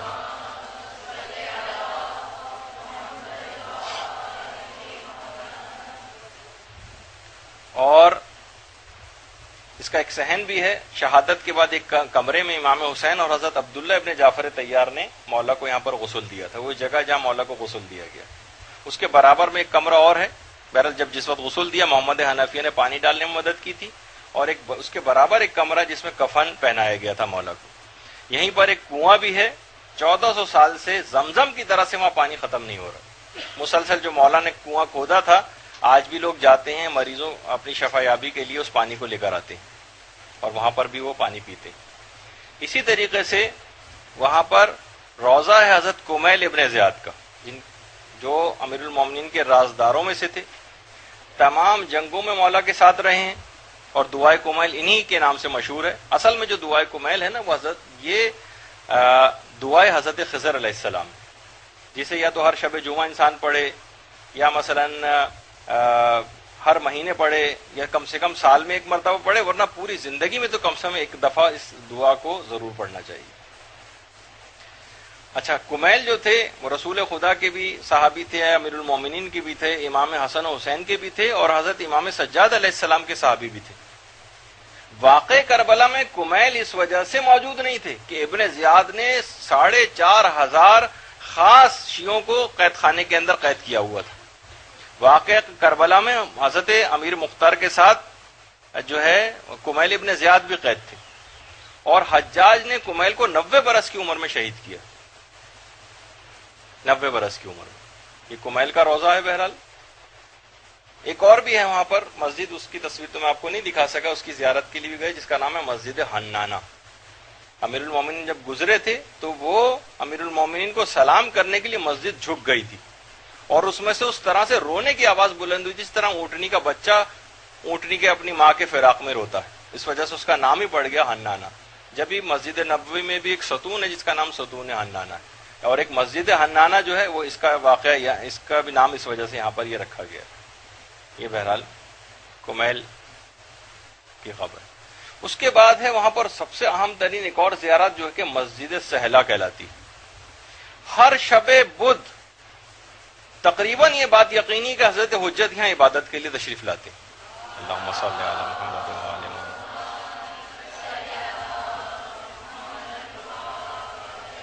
اور یہ حضرت حجت کی یقینی بیٹھکوں کی جگہ ہے، یہاں پر آ کر بیٹھتے ہیں، آرام کرتے ہیں، عبادتیں انجام دیتے ہیں۔ اور یہی مسجد سہلا ہوگی کہ جب ظہور کے بعد امام زمانہ اپنے اہل و عیال کے ساتھ اس کو اپنا گھر بنا لیں گے، یعنی اس کی جو بہت بڑی جگہ ہو جائے گی۔ جس طریقے سے ابھی آپ نے مسجد کوفہ دیکھی، مسجد کوفہ جو بھی اس سے پہلے آئی، کہ اتنی بڑی مسجد کر دیں گے امام کے 1000 دروازے تو مسجد کوفہ میں ہوں گے، 1000 دروازے۔ تو بہرحال مسجد سہلا یقینی بیٹھکوں کی جگہ ہے، ملائکہ کے ہر وقت جھنڈ کے جھنڈ یہاں پر عبادت کے لیے آتے ہیں۔ اور یہاں پر سب جتنی دعائیں کرے انسان وہ قبول ہوتی ہے. اور مسجد سہلہ کی خصوصیت یہ ہے کہ اگر کوئی شخص یہاں پر فقط 2 رکعت نماز بھی پڑھ لے، جو کہ ماشاءاللہ سے آپ لوگوں کی نیابت میں بھی پڑھی ہے، جو میں بار بار یوں بتا رہا ہوں تاکہ آپ لوگ مکمل میرے ساتھ رہیں، اور اس میں کوئی وہ نہیں ہے نہ مبالغہ آ رہی بلکہ حقیقتاً ایسا ہوا. اور یہاں پر جو شخص 2 رکعت نماز بھی پڑھ لے 2 سال کا یقینی اس کی عمر میں اضافہ ہو جاتا ہے یقینی طور پر. اور یہ وہ جگہ ہے مسجد سہلہ، اور ایک مقام وہاں پر کہ جہاں پر 1,24,000 انبیاء نے نمازیں پڑھی، وہ بھی مسجد سہلہ میں ہی. اور یہ وہی مسجد سہلہ ہے کہ جہاں 41 شب بدھ، یعنی 41 شب بدھ کا ایک عمل کیا جاتا ہے امام زمانہ سے ملاقات کے لیے، جو کتنے ہی علماء نے کیا ہے. اور بہرحال اور امام زمانہ سے ملاقات کا شرف جو ہے وہ حاصل کیا ہے. اور یہی مسجد سہلہ جو بھی آپ سوال مجھ سے پوچھ رہے ہیں کہ وہ کون سے، وہ 4 جگہ ہیں. 4 جگہ تو معروف ہے سب مجتہدین کے نزدیک، آغا سیستانی اور آغا سعید الحکیم آیت اللہ سعید الحکیم کے نزدیک اب وہ جگہ 5 ہو چکی ہیں. 4 جگہ کون سی ہیں جہاں مسافر کو اختیار ہے کہ چاہے وہ نماز قصر پڑھے یا پوری پڑھے؟ ایک تو خانہ کعبہ ہے، ایک مسجد نبوی ہے، ایک حائر حسینی ہے، وہ قبہ جس کے نیچے جو بھی آپ کو دکھایا امام حسین کی قبے کے نیچے جو جگہ ہے وہاں پر اختیار ہے، اور ایک مسجد کوفہ. آقا سیستانی یہ فرماتے ہیں کہ وہ جگہ اس لحاظ سے اگر ہم دیکھیں تو وہ کہتے ہیں کہ پورا کوفہ شہر اس سے مراد ہے. اب کوفہ شہر بڑا ہو کے پہلے مسجد سہلہ کوفے سے باہر تھی، اب کوفہ اتنا بڑا ہو گیا ہے کہ مسجد سہلہ کوفے کے اندر ہی آ گئی، تو لہٰذا مسجد سہلہ کے اندر بھی مسافر کو اختیار ہے کہ چاہے تو نماز پوری پڑھے چاہے نماز قصر پڑھے. اور یہی فتویٰ آیت اللہ سعید الحکیم کا بھی. خانہ کعبہ، مسجد نبوی، مسجد کوفہ، حائر حسینی، اور اب مسجد سہلہ بھی شامل ہو گئی. جی دیگر مجتہدین فقط 4 کو کہتے ہیں، اور وہ کہتے ہیں کہ مسجد سہلہ اس میں شامل نہیں ہے جہاں مسافر کو اس بات کا اختیار ہو. جی ہاں پوری مسجد. اسی طریقے سے مسجد سہلہ اس کا نام یہ ہے کہ وہ دعائیں، ایک وجہ یہ بھی کہ وہ دعائیں جو بہت مشکل سے کسی جگہ پر قبول ہوتی ہیں یہاں انتہائی سہولت اور آسانی کے ساتھ قبول ہو جاتی ہیں. تمام شرائط مفقود بھی ہوں، بس ہلکے پھلکے دل سے بھی اگر انسان دعا کر لے تو بھی وہ دعا انتہائی آسانی کے ساتھ مسجد سہلہ میں قبول ہو جاتی ہے.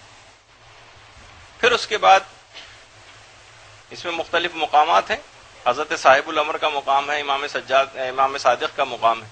اسی طریقے سے نجفی کے اندر وادی السلام بھی، جو اسلامی دنیا کا سب سے بڑا اور پہلا قبرستان ہے، اور اس کی تاریخ کم سے کم 1000 سال پرانی. حضرت ابراہیم اور حضرت اسحاق علیہ السلام نے بھی اسی جگہ پر اپنی رہائش اختیار کی تھی. یہ وادی السلام کا قبرستان. یہاں پر بے شمار قبریں ہیں، کئی لاکھ قبریں ہیں، شاید اس سے بھی زیادہ، کیونکہ 1000 سال پرانی اس کی تاریخ ہے. اور حضرت ہود اور حضرت صالح کی قبریں بھی یہاں پر، 2 پیغمبر یہاں پر دفن ہیں، حضرت ہود اور حضرت صالح، وہ یہاں پر دفن ہیں.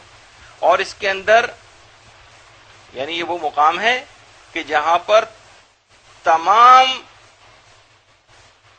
جو مومنین ہیں ان سب کی روحیں مرنے کے بعد وادی السلام میں آ جاتی ہیں. یہ وہ جگہ وادی السلام. اور واقع یہاں پر اگر بارش ہو جائے اور کبھی کسی کو جانا مل جائے، جانا آسان ہے، کوئی ہر شخص پیدل جا سکتا ہے، یہاں پر رہائش گاہیں قریب قریب ہوتی ہیں، بارش ہو جائے تو یہاں کی زمین پر باقاعدہ در نجف چمکتے ہوئے پڑے ہوئے اٹھا کے لا سکتے ہیں. بارش پڑنے سے وہ ظاہر ہو جاتے ہیں اور در نجف لوگ اٹھا کے لے کر آتے ہیں، زمین پہ بکھرے ہوئے ہیں وہاں پر. بارش پڑتی ہے تو وہ ذرا واضح ہو کر نمودار ہوتے ہیں. تو اسی طریقے سے اور تمام مومنین کی ارواح یہاں پر جمع ہوں گی. یہاں پر مقام امام صادق بھی ہے، چھٹے امام یہاں پر آیا کرتے تھے. اللہم صلی اللہ علیہ وسلم. اور یہاں پر مقام امام صاحب الزماں بھی یقینی بیٹھکوں کی جگہ میں سے ہے امام زمانے کی، کہ امام زمانہ یہاں پر بھی تشریف لاتے. اور ایک واقعہ بھی حضرت آقا آیت اللہ ابو الحسن اصفہانی کے حوالے سے ہے، جن کا بھی آپ نے ایک واقعہ حضرت مسلم کے حوالے سے سنا. وہ ایک زمانے میں تھا کہ انہی کے زمانے میں ایک شیعہ عالم گمراہ ہو گئے تھے اور امام زمانہ کا انکار کر دیا تھا. آج بھی بہت سارے یہاں پر آوازیں بلند ہونے لگی ہیں، خاص طور پر ہمارے مغرب و ممالک میں امام زمانہ کے کو ماننے سے لوگ انکار کر رہے ہیں. بہرحال وہ تو روایات میں بھی آیا. کہ آخری زمانہ ایسا ہوگا کہ لوگ ان کی طویل غیبت سے گھبرا کر ان کو ماننے سے انکار کر دیں گے. تو وہ گمراہ ہو گئے تھے. بہرحال وہ ذرا مخلص تھے اس لحاظ سے، وہ آئے آقا ابو الحسن اصفہانی کے پاس کہ کوئی مجھے دلیل دیں کہ میں قائل ہو جاؤں امام زمانہ کی شخصیت پر. انہوں نے کہا کہ میں تمہاری ملاقات ہی نہ کرا دوں امام زمانہ سے. آیت اللہ ابو الحسن اصفہانی ان کا ہاتھ پکڑ کر اسی وادی السلام کے قبرستان میں مقام صاحب الزمان پر لے کر آئے، جو یہیں پر کا ایک مقام ہے. اور یہاں پر ان تمام قبریں جو آپ کو نظر آ رہی ہیں، اوپر دفن نہیں ہے، بلکہ ہر قبر کے نیچے تقریباً ایک تہخانہ سا ہے، جو آپ واقعات کے اندر پڑھتی ہیں نا کہ اس کے نیچے تہخانے کے اندر لے کے گئے. بہت سے وادی السلام کے واقعات میں تہخانوں کا تذکرہ ہے. ہر قبر کے نیچے ایک تہخانہ ہے اور اس کے اندر وہاں پر دفن کیا جاتا ہے. اوپر ایسی ذرا ایک گنبد سا اور وہ بنا دیتے. وہ ایک مقام صاحب الزمان میں لے کے گئے، ان عالم کو اندر کہا کہ اس کے اندر چلے جاؤ، تمہارے سوال کا جواب مل جائے گا. وہ خود وہاں سے واپس آ کر یہ فرماتے میں جیسی اندر گیا ایک تیز روشنی سی نمودار ہوئی، امام زمانہ کا نور ظاہر ہوا اور ان کی بات چیت ہوئی. اللہم صلی علی محمد.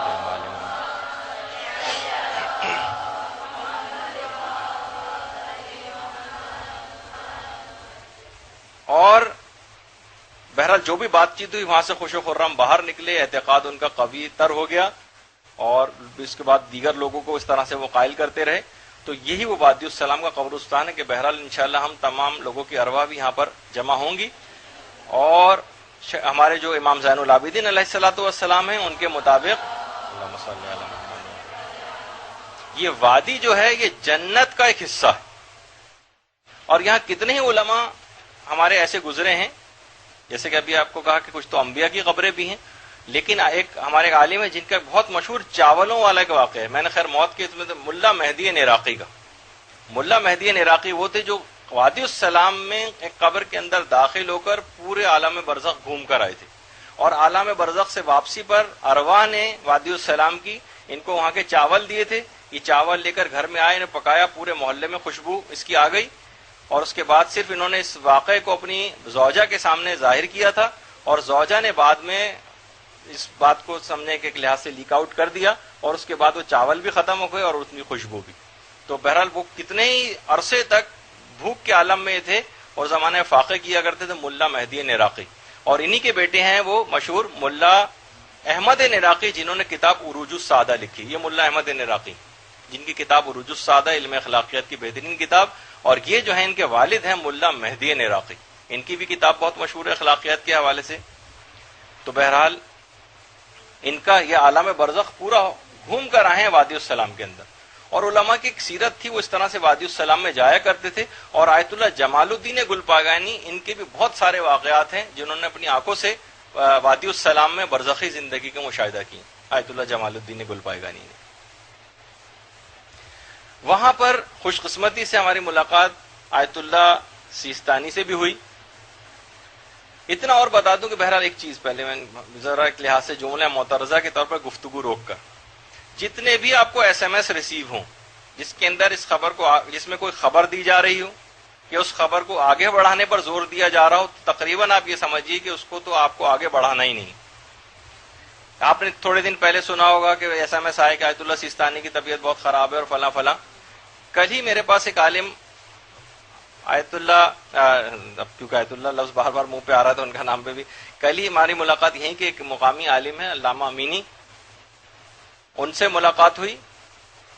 تو اس ایس ایم ایس کے متعلق گفتگو کہنے لگے میری ایک روز پہلے ہی ان کے داماد مرتضی کشمیری سے فون پر بات ہوئی ہے، اور ان کی خیریت کا وہ بالکل خیریت سے، اور کوئی طبیعت ان کی خراب نہیں. یہ افواہیں ہیں جو اس طریقے سے جو پھیلائی جاتی ہیں، اور پھر آپ ایک دوسرے کو، اور غالباً یہ مجھے جو شبہ ہوتا ہے اس کے اندر اس قسم کا کہ یہ وہ افراد ہیں کہ جو شاید غالباً شیعہ ہی ہیں اور موبائل کمپنیوں کے اندر کام کرتے ہیں، ایس ایم ایس کچھ ایسے کریٹ کرتے ہیں تاکہ ایک ہی دن میں کروڑوں روپے کا ایس ایم ایس کا بزنس ان کو حاصل ہو. یہ اس قسم کی جنگ، جس طریقے سے سوائن فلو آج کل آپ بہت اس کا تذکرہ سن رہی ہیں. مراجع کے بہت عرصے پہلے اتنے ہمارے مراجع اس متعلق اویئر ہوتے ہیں کہ آج سے تقریباً کئی مہینوں پہلے جب سوائن فلو کا اخبارات میں بھی تذکرہ نہیں تھا، تو اتفاق سے ایسی فتاوی کی ورق گردانی کرتے ہوئے انفلوئنزا الخنازیر کے نام سے ایک فتویٰ میں نے پڑھا آغا سیستانی کا. میں خود حیران تھا، انفلوئنزا الخنازیر یعنی یہ سوائن فلو کے متعلق کیا ہے؟ یہ آغا سیستانی نے اس وقت سے اس کے متعلق فتویٰ دیا ہوا ہے. اور بہرحال جو علماء کا اس وقت ہے کہ یہ اگر کوئی اقتصادی جنگ نہیں، دیکھیے اس قسم کی موبائل فون کی کمپنیوں کا جیسے میں نے کہا، اسی طریقے سے فارماسیوٹیکل کمپنیز جو ہیں اور جو بزنس ان کو کھربوں ڈالر کے کرنے ہوتے ہیں، اس طرح سے شوشے کھڑے کرتے ہیں اور اس کے بعد لوگوں کے اندر یہ پھیلاتے ہیں. اس طرح سے خود ہو سکتا ہے اپنی لیبارٹریز میں یہ وائرس ایجاد کرتے ہوں، پھر اس کی ویکسین بھی خود بناتے ہیں ویکسین بیچنے کے لیے. اور اس طریقے سے آپ خود سوچ لیں کہ کتنا بڑا ایک بزنس جو ہے پوری دنیا سے لیتے ہیں. تو بہرحال اس قسم کی چیزوں کے اوپر ایک دم سے بھروسہ نہیں کرنا چاہیے، اور خاص طور پر یہ اس کے حوالے سے کہ مراجع کے حوالے سے جو بات ہو تو بالکل ادھر سے ادھر نہ کریں پروپیگیٹ. وہاں ہماری دوسری ملاقات ہوئی آیت اللہ حافظ بشیر نجفی سے. پاکستان اس لحاظ سے بہت خوش قسمت ہے کہ 4 مراجع جو نجف کے اندر ہیں، آیت اللہ خامنہئی تو ایران میں، لیکن 4 مراجع جو اس وقت نجف میں، اس میں 2 پاکستانی. جیسے بتایا تھا آیت اللہ حافظ بشیر نجفی، ان سے 1.5 گھنٹے کی تقریباً ملاقات اور سوال جواب ہوئی، جو آپ کی خدمت میں اگر موقع رہا تو آج جو ہے پیش کروں گا. کیونکہ میں دوسری کلاس برادر وسیم امام کی ان سے میں پہلے سے کہہ کر آ گیا ہوں کہ آج اگر دیر ہو جائے تو آپ ذرا اطمینان سے بیٹھے رہیے گا. اچھا، اب دوسرے جو ہیں وہ آیت اللہ اسحاق فیاض ہیں. پہلے ایک تو آیت اللہ سعید الحکیم ہے اور چوتھے آیت اللہ اسحاق فیاض ہیں. یہ کوئٹہ کے ہیں اور یہ 2 ہم لوگوں کی خوش قسمتی ہے جس کا ابھی تک ادراک نہیں ہے کہ نجف کے 4 موجودہ مراجع میں سے 2 پاکستانی. بہرحال اچھا، اب آیت اللہ سیستانی سے جو ملاقات ہوئی، جیسے تصویر میں ہے، یقین جانیے کہ وہ روحانیت اس سے کہیں زیادہ وہاں پر حاصل ہوئی جو ان کو دیکھ کر. اور جس طریقے سے بیٹھے ہوئے اس طرح تشہد میں بیٹھتے ہیں، یہ بہت سے علماء کی ایسی خاصیت ہے. آیت اللہ محمد حسین طباطبائی اور دیگر یہ کبھی بھی 4 زانو ہو کر نہیں بیٹھتے جس طرح ہم، جیسے آپ لوگ اس وقت بیٹھی ہوئی 2 زانو جس طرح تشہد میں بیٹھتے ہیں. محضر خدا میں ہر وقت اپنے آپ کو حاضر سمجھتے ہیں، خدا کے سامنے بارگاہ میں بیٹھے ہوئے، کیسے 4 زانو اور اس طرح سے ہو کر بیٹھے. تو یہ بہرحال آیت اللہ سیستانی کی میں اس میں بھی دیکھا، اور انتہائی مشفقانہ. اور جو خاص طور پر انہوں نے اپنی ملاقات میں ایک جو بات کہی وہ یہ ہے کہ میں پاکستان کے شیعوں کے لیے روزانہ نماز فجر کی تعقیبات میں خصوصی دعائیں کرتا ہوں. اللہم صلی اللہ علیہ وسلم.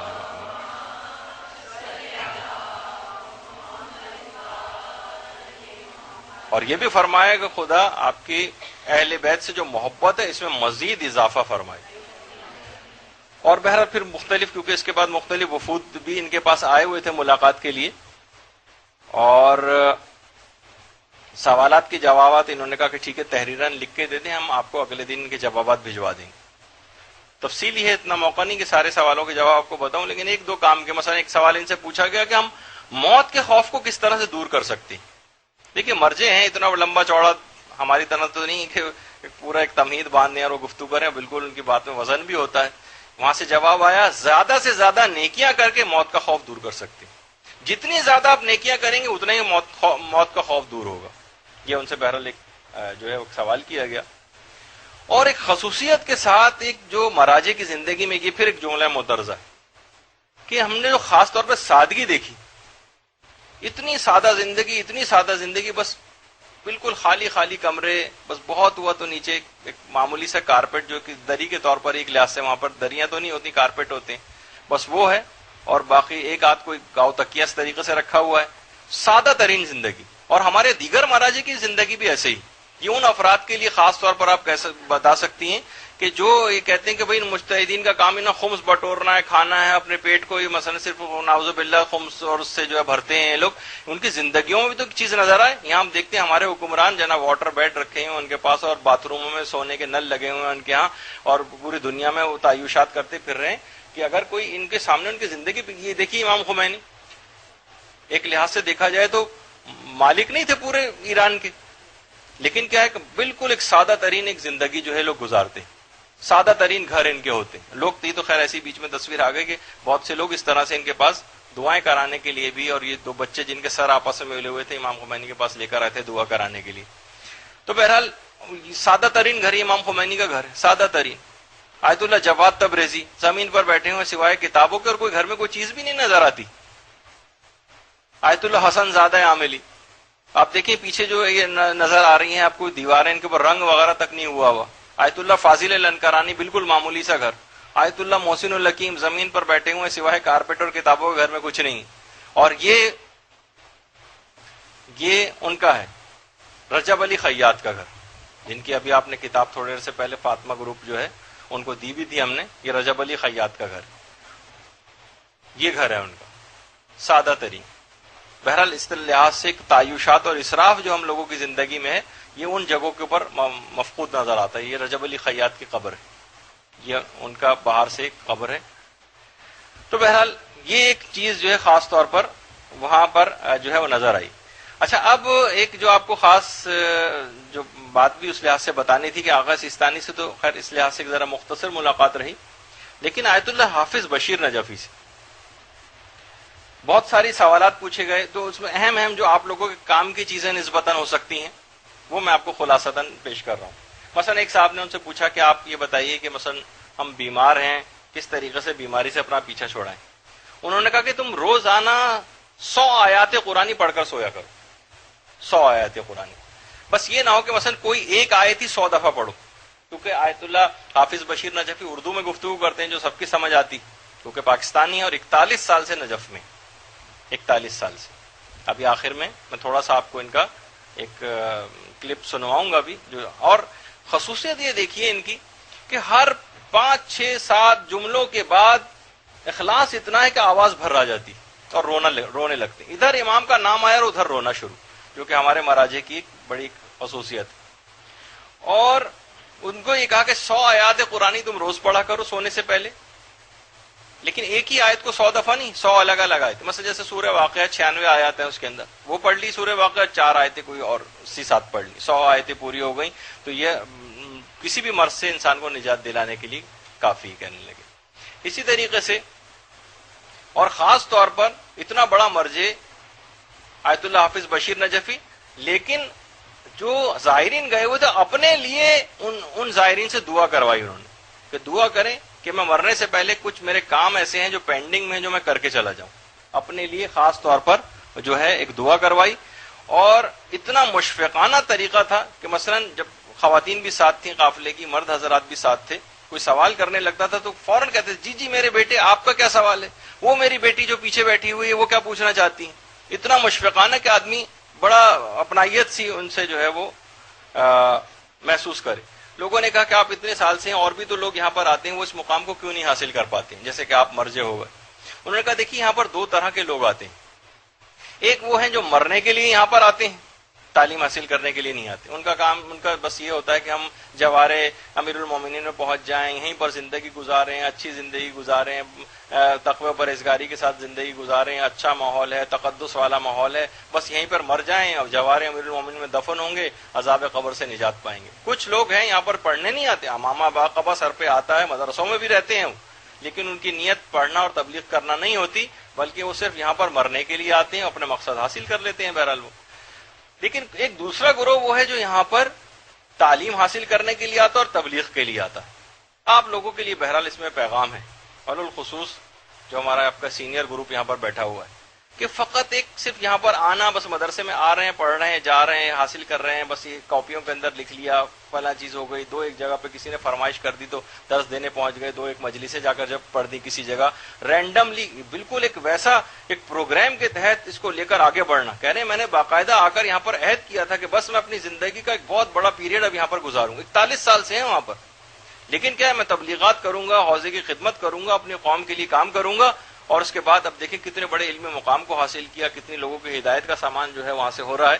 تو بہرحال فقط صرف یہاں پر تبرکن نہ آئیں، مدرسے کے اندر بھی ایک پیغام ہمارے لیے بھی، بس آئیں گے، فائدہ ہوگا، ثواب ملے گا، پڑھیں گے، گھر چلے جائیں گے، کوئی فرمائش کر دے گا تو کچھ پڑھ دیں گے، ورنہ یہ پروگرام کے تحت ایک زندگی گزارنا، ایک تبلیغ کو ایک مشن کے طور کے اوپر لینا، یہ اپنی زندگی کا نصب العین قرار دیں۔ یہاں جتنی ہیں بس شادیاں ہوئیں، مقصد زندگی حاصل ہوا، بس یہاں سے چلی گئیں، اور اس کے بعد یہ چیپٹر ہمیشہ کے لیے کلوز ہو گیا، کسی نے بھولی بسری یاد ایک مدرسہ بن گیا، تبلیغات بھولی بسری یاد ہو گئے، جیسے ایک ٹائم پاس ہو رہا تھا، ایک جو بیچ کا ایک پیریڈ تھا، بس وہ کوئی کام نہیں تو چلو مدرسے آ گئے، اس میں بھی پڑھ لیا۔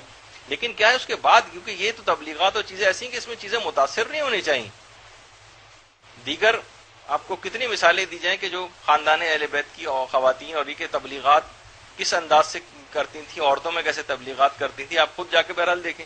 تو اب اتنا وقت نہیں کہ میں اس موضوع پہ گفتگو کروں، لیکن بہرحال یہ اور ایک سوال ان سے وہاں پہ بھی پوچھا گیا، اور یہ سوال لوگوں کے دماغ میں آتا ہے اور کافی بحث و مباحثہ بھی لوگ اس پہ کرتے ہیں کہ کیا ہم ائمہ سے کی قبور پر جا کر ذریعے پر براہ راست ان سے مانگ سکتے ہیں یا نہیں؟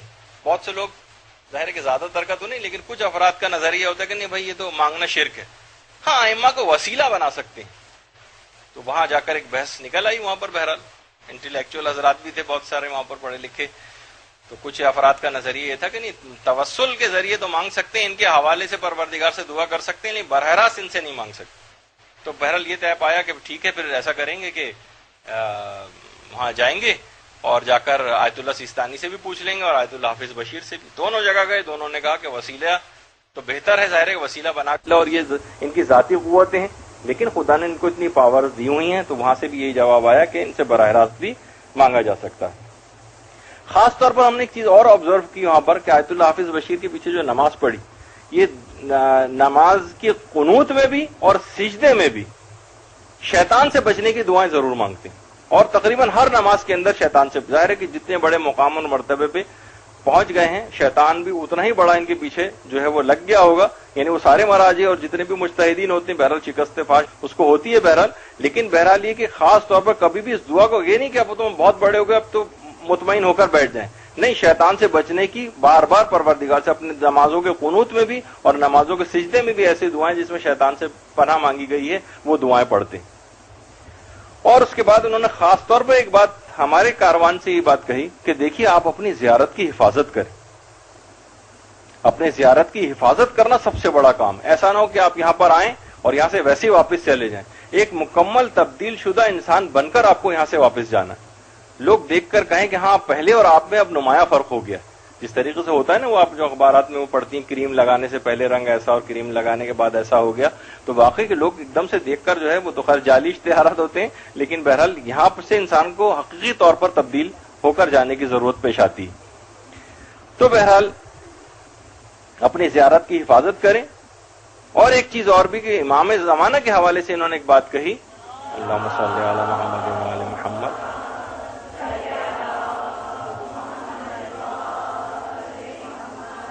کہ حضرت حجت کے ظہور کے لیے خصوصی طور پر دعائیں کریں.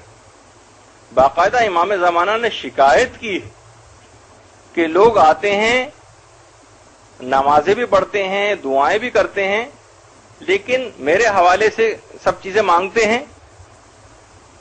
کسی کو رزق چاہیے، کسی کو اولاد چاہیے، کسی کو اپنی کوئی پریشانی دور کرنا چاہیے، کسی کو جو ہے اپنی بیماری کو دور کروانے کی دعا، لیکن صرف اور صرف میرے لیے کوئی بھی دعا نہیں کرتا. یہ امام زمانہ کی ایک شکایت ہے تمام مومنین سے. صرف میرے لیے خالصتاً میرے لیے دعا کر رہا ہو کہ ان کا ظہور جلد ہو جائے اور اس کے اندر کوئی تبدیلی واقع نہ ہو. جب بھی آیت اللہ حافظ بشیر نے کہا کہ امام زمانہ کو بھی اپنے وقت ظہور کا پتہ نہیں، کیونکہ اگر معین کوئی ایک وقت ہوتا تو وہ ہم سے دعا کے لیے کیوں کہتے. البتہ یہ ان کا اپنا نظریہ ہے. آیت اللہ بہجت یہ فرماتے تھے کہ یہ بات کہنا غلط ہے. ان کا اپنا نظریہ یہ تھا کہ امام زمانہ کو اپنے ظہور کا علم نہیں ہے. وہ فرماتے تھے کہ امام کو اپنے ظہور کا علم ہے. بہرحال یہ مراجع کا کہ ویسے ایک اختلاف ہے. اور آج کل کے زمانے میں بالخصوص یہ بھی آیت اللہ بہجت کے حوالے سے بیچ میں ایک بات آ گئی تو کہہ دوں. انہوں نے یہ بات کہی کہ زمانہ حضرت حجت کے ظہور کے بعد جب حضرت حجت خود موجود ہوں گے، آنکھوں کے سامنے ہوں گے، اس وقت عبادتوں اور نیک اعمال کو انجام دینے کا وہ ثواب نہیں ہے جو ان کی غیبت میں انجام دینے کا ہے. یہ آیت اللہ بہجت کا جملہ ہے باقاعدہ. اس موقع کو غنیمت سمجھیے. اس موقع کو حاصل کرنے کی اس زمانے میں ایک تو یہ ہے کہ وہ فرماتے تھے کہ حضرت حجت کا جو ظہور ہوگا یہ آسان نہیں ہوگا، یہ بڑے فتنوں کے ساتھ ہوگا، ایمان بچانا بڑا مشکل ہو جائے گا. جب بھی وہ ساحل مخرجہ ہو، پروردگار ان کے ظہور کو ہم پر آسان بھی فرمانا. یہ کہتے تھے حضرت آیت اللہ عظما آقا بہجت. تو وہ کہتے تھے کہ یہ اس موقع کو غنیمت سمجھو. حضرت حجت کی غیبت میں جو ثواب اور اعمال انجام دینے کا جو ثواب ہے اور جو یہ اعمال ہیں ان کی اہمیت حضرت حجت کی اپنی موجودگی میں جو ثواب ہوگا اس سے کہیں زیادہ. تو بہرحال تو بہت ساری باتیں جو ہیں وہاں پر اس لحاظ سے ہوئیں. اور جیسے کہ ابھی آپ کے سامنے یہ مختلف تصاویر ہم نے آپ کو دکھائیں. اب وہاں پر مدائن تو ہم لوگ نہیں جا سکے، لیکن آپ لوگوں کو یہیں پر ہی بہرحال اس کی ایک جو ہے وہ زیارت کروا دیں کہ حضرت سلمان فارسی کی مدائن میں جو ایک زیارت ہے. اور بہرحال سلمان منا اہل البیت کی سند جو ہے سلمان کو حاصل تھی، ایمان کے 10 درجے پہ سلمان فائز تھے. جو روزہ ہے یہ سامنے مرقد، یہ سلمان فارسی کا ہے. اور ایک روایت کے مطابق 250 سال کی عمر میں، ایک روایت ہے 350 سال، اور ایک روایت ہے 550 سال کی عمر میں سلمان نے وفات پائی ہے. اور خود مولا مدینے سے مدائن نماز جنازہ پڑھانے کے لیے تشریف لائے تھے، اور خود غسل اور کفن جو ہے دیا تھا، اور خود نماز جنازہ جو ہے وہ آ کر پڑھی تھی. اس کے بعد حضرت جابر بن عبداللہ انصاری کی قبر بھی ہے عراق میں. یہاں پر بھی ہمیں جانا تھا لیکن نہیں جا سکے. صحابی رسول کے علاوہ یہ زائر امام حسین بھی تھے سب سے پہلے، اور بینائی ختم ہو گئی تھی، اور مولا کی زیارت کے لیے جب کربلا گئے تھے تو اپنے آپ کو سواری سے زمین پر گرا لیا تھا، اور گھٹنوں کے بل چل کر قبر امام حسین تک پہنچے تھے. جابر بن عبداللہ انصاری. پھر اس کے بعد حذیفہ یمانی کی قبر بھی ہے، کیونکہ جابر کے اور حذیفہ کے جو قبور تھیں یہ ذرا دونوں کے روزے ذرا بلندی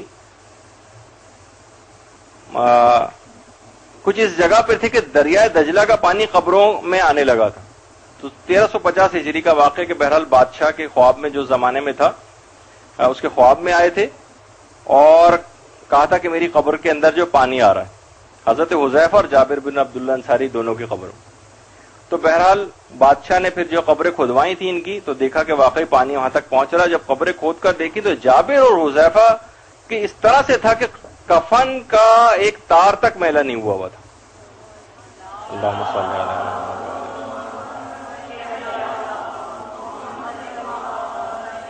اور اس کے بعد جابر اور حذیفہ دونوں کی قبروں سے ان کے دونوں کے جسم اطہار کو نکال کر مدائن منتقل کیا گیا تھا. سب نے اپنی آنکھوں سے دیکھا تھا. اس زمانے میں اخبار شاید نئے چھپنے جو ہے وہ شروع ہوئے تھے، یا وہاں پر بہرحال جو چھپتے تھے اس میں ایک تصویر بھی چھپی تھی، اور اس تصویر کی کٹنگ میرے پاس تھی بھی جو آج میں آپ لوگوں کو نہیں دکھا سکا، وہ نہیں مل سکی، کہاں چلی گئی.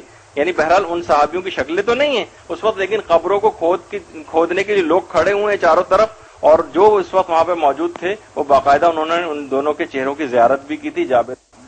اچھا، اس کے بعد یہ تو تھی حضرت حذیفہ یمانی کی قبر. پھر وہاں پر مسجد براسہ بھی ہے، نجف سے تقریباً 130 کلومیٹر کے فاصلے پر شارع امام موسیٰ کاظم پر ایک قبرستان میں یہ مسجد ہے. مولانا صفین یا نہروان سے واپس آ کر اس مسجد میں قیام کیا تھا، اور یہاں پر نمازیں بھی پڑھی تھیں، جو مسجد براسہ آپ کے سامنے. اور یہاں پر ایک پتھر بھی ہے سیاہ رنگ کا مسجد براسہ میں. یہاں پر حضرت مریم حضرت عیسیٰ کو جب وہ چھوٹے تھے تو نہلایا کرتی تھی. اس پتھر پہ حضرت عیسیٰ کو غسل دیتی تھیں. یہ پتھر بڑا عجیب و غریب سا ہے. جن لوگوں نے اس کو ہاتھ لگایا کہ ہم لوگ یہاں پر نہیں جا سکے کیونکہ کچھ ایسا سیکیورٹی چیکس میں پھنس گئے کہ وقت نکل گیا تھا یہاں جانے کا. پتھر بالکل ایک نرم سا ہے، بظاہر بڑا سخت لگتا ہے لیکن لوگ ہاتھ لگاتے ہیں تو پتھر نرم ہے. اس پہ نہلاتی تھی. اور ایک پتھر اور بھی ہے مسجد کے اندر جس پر کچھ قرآنی آیتیں لکھی ہوئی ہیں. یہ پتھر آسمان سے حضرت مریم کے لیے آیا تھا، اور جب بھی وہ اس پتھر کو مسک، جب بھی بیمار ہوتی تھی اس پتھر کو مس کرتی تھی اور صحت یاب ہو جاتی تھی.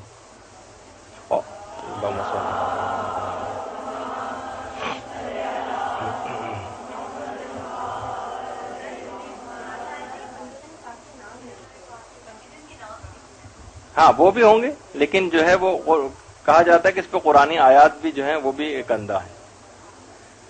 اچھا، اس کو لوگ جو بھی اس کو بیمار بھی مس کرتا ہے وہ آج بھی شفا پاتا ہے.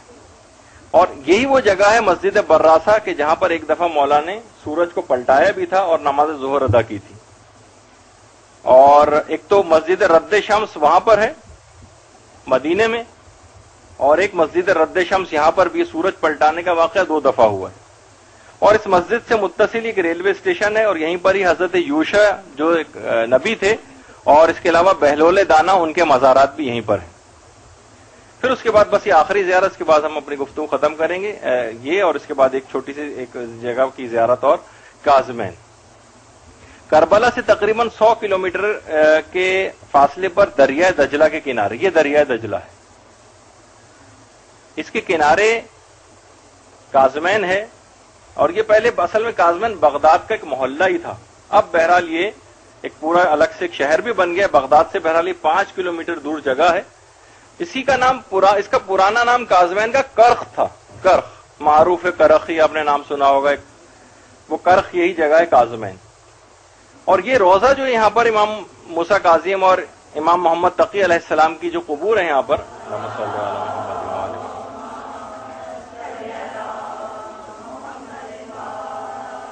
یہ عراق کے دیگر ائمہ کے روزوں میں سب سے بڑا روزہ ہے. آپ کا در بھی یہ باب الحوائج کہلاتا ہے.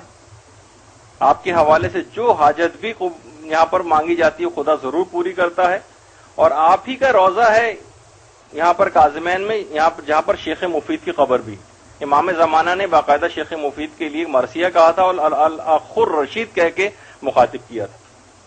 اس کے چند اشعار آج بھی امام زمانہ کے شیخ مفید کی قبر پہ جو ہے لکھے ہوئے نظر آتے ہیں.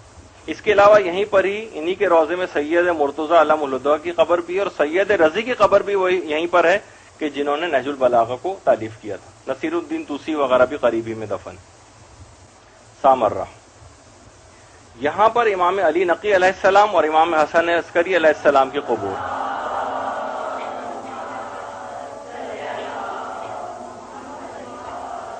بمباری وہ اس دھماکے سے پہلے جو وہاں پر ہوا تھا، اس کے بعد جب بھی میں نے کہا کہ اس وقت تمام روزوں کی تعمیر ہو رہی ہے اور تقریباً ابھی بھی ایسے ہی تھوڑا سا فرق ہو گیا ظاہر ہے، لیکن ابھی اثر نو تعمیر ہو رہی ہے وہاں پر. جو بھی کہیں بھی سے بھی ممکن ہو آپ لوگوں کے لیے، بہت سارے زائرین ابھی عرفے پہ بھی جا رہے ہیں.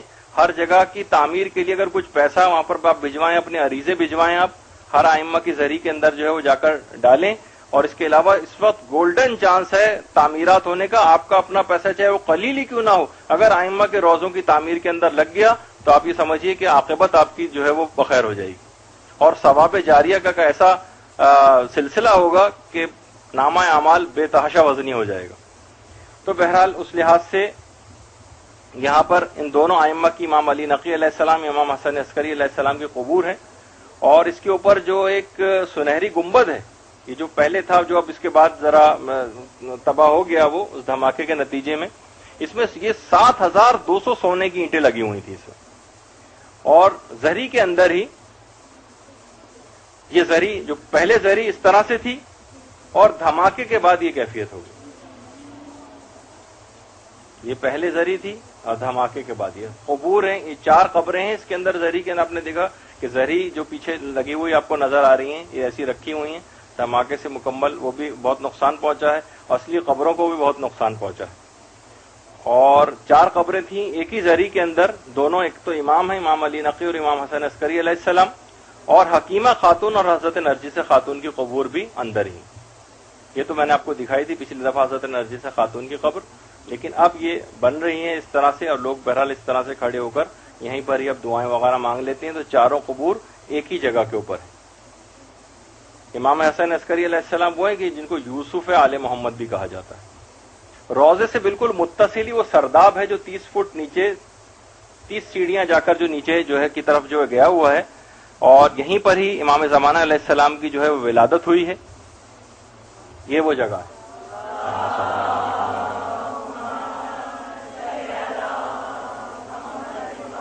اور یہیں پر آپ کی غیبت بھی ہوئی ہے. اسی میں امام اثر علیہ الصلوۃ والسلام عبادتیں بھی انجام دیتے تھے. تو بہرحال یہ ہے. آقا سیستانی سے باقاعدہ ایک سوال پوچھا گیا جس کا جواب وہاں سے بہرحال اردو میں ہی ان کے آفس سے جو ہے وہ آیا. میں چاہ رہا ہوں کہ وہ بھی آپ کو پڑھ کر سناؤں. بے اسم تعالی، حضرت حجت جب ظہور فرمائیں گے تو آپ سب سے پہلے اہل بیت کے دشمنوں سے، خاص قاتلین امام حسین سے انتقام لیں گے. اس وجہ سے بھی آپ کا ایک لقب منتقم بھی ہے. امام صادق سے روایت ہے کہ امام حسین کی شہادت کے بعد ملائکہ نے گریہ کیا اور کہا کہ خدایا کس طرح سے تیرے برگزیدہ بندے اور فرزند نبی حسین پر ظلم و ستم کر رہے ہیں. اس وقت پروردگار عالم نے انہیں امام زمانہ کی شبیہ دکھائی اور فرمایا کہ یہ شخص ظالموں سے اس کا بدلہ لے گا. حتیٰ امام مہدی امام حسین کے قاتلوں کی اولاد اور ان کی نسل والوں سے بھی بدلہ لیں گے، ان سے جو اپنے آباء و اجداد کے اس کارنامے سے راضی ہوں گے. آیت اللہ سیستانی. تو بہرحال یہ امام سے متعلق جو ہے وہ پھر آخری بس ایک زیارت وہاں پر ایک اور تھی جس کا جگہ کا نام ہے، شہر کا نام بلد، جہاں پر امام علی نقی علیہ الصلوۃ والسلام کے ایک فرزند تھے سید محمد. یہ سامرہ سے تقریباً 27 میل دور بلد شہر میں ان کا ایک روضہ ہے. اور اتنی مقدس ان کی ہستی ہے سید محمد کی کہ ایک تو کوئی ان کے نام کی جھوٹی قسم نہیں کھا سکتا. جو بھی ایسا کرے گا اس کا فیصلہ وہیں پر ہو جاتا ہے.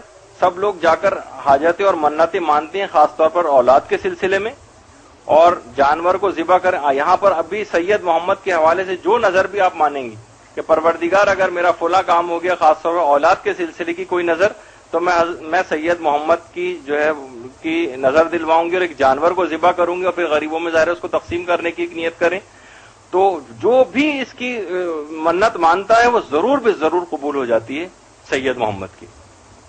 تو بہرحال یہ تمام زیارتیں اس طرح سے مکمل ہوئیں، کیونکہ ان تمام زیارتوں کا ثواب کا جو اکاؤنٹ ہے وہ تو آپ کے نامہ اعمال کے اندر منتقل ہو ہی چکا. تو میں نے چاہا کہ ایک ورچوئل ٹور بھی آپ کو ان زیارتوں کا آنکھوں سے بھی آپ دیکھ لیں. جب ثواب ہی مل چکا تو یہ سب چیزیں آپ کے سامنے آ جائیں. تو بہرحال جو افراد وہاں پہ ان تمام زیارتوں کر چکے ہیں، پروردگار انہیں بار بار جانے کی توفیق نصیب فرمائے.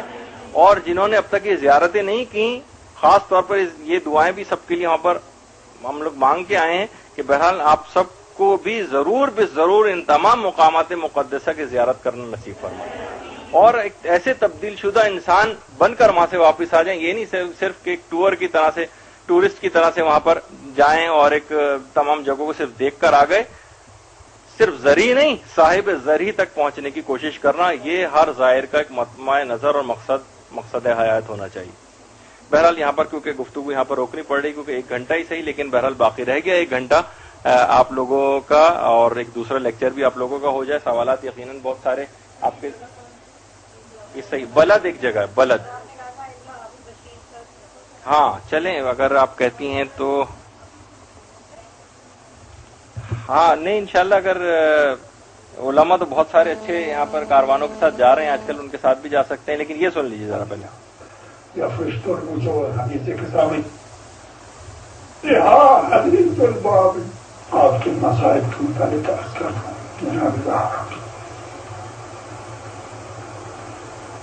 جناب ظاہرہ کی مصیبوں کا انداز کا دروازہ ان کے دروازے سے شروع ہوا.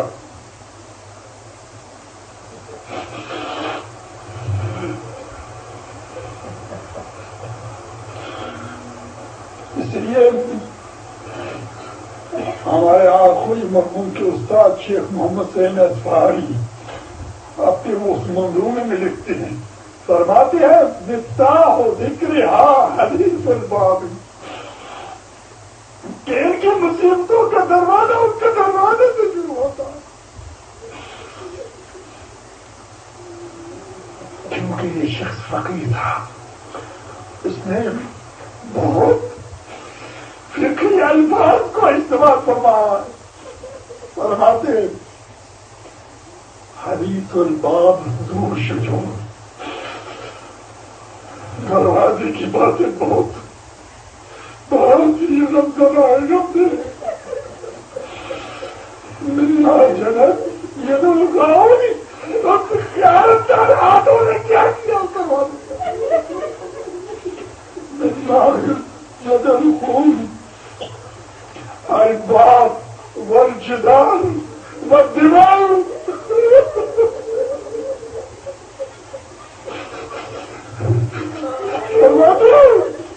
الباب والجدال والدماء، دروازہ اور دیوار والسلام الزہرا کے تین ہاتھوں سے بہتا ہوا خون.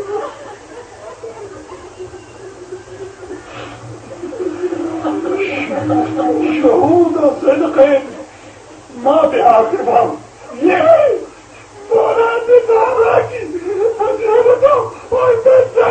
جو ہوا ہے اس کے یقین گواہ ہے، وہ دروازہ گواہ ہے. جو دروازہ آج کے بھی چلتا ہوا آپ پر گرا ہے اور وہ دیوار گواہ ہے کہ جس کے درمیان اور دروازے کے درمیان اور وہ خون گواہ ہے.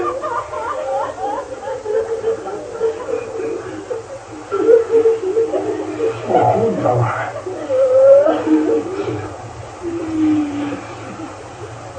نابیزا بات خدا باپ بیان کرتے ہیں کہ جنازہ زہرا کی ایک ترغیب پہ ضربائیں یہ مرحوم محمد سے اصفہانی فرماتے ہیں وہ وقت جعل السيف في جنبيها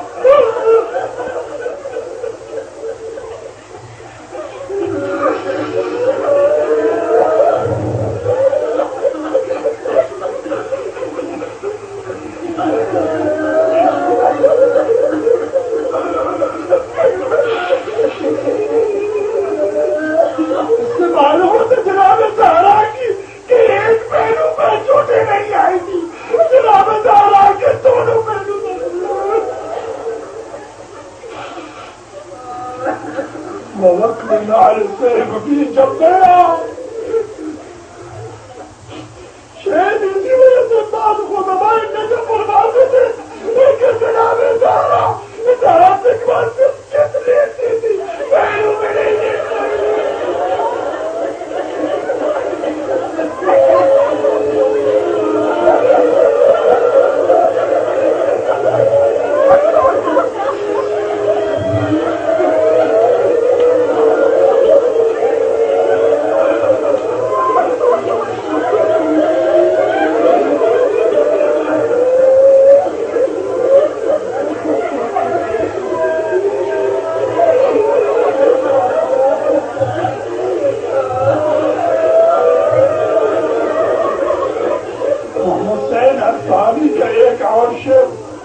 آپ کی خدمت کو میں معذرت چاہوں گا کہ میں اس کا ترجمہ نہیں کر سکوں فرماتے ہیں تم بجامت الحق کا ملت برکتو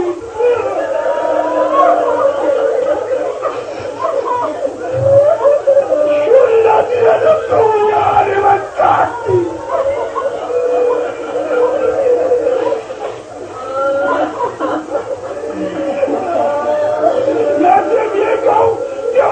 آپ کے چہرے میں جو چھوٹا سا کھلانا تھا وہ تو خیر کیا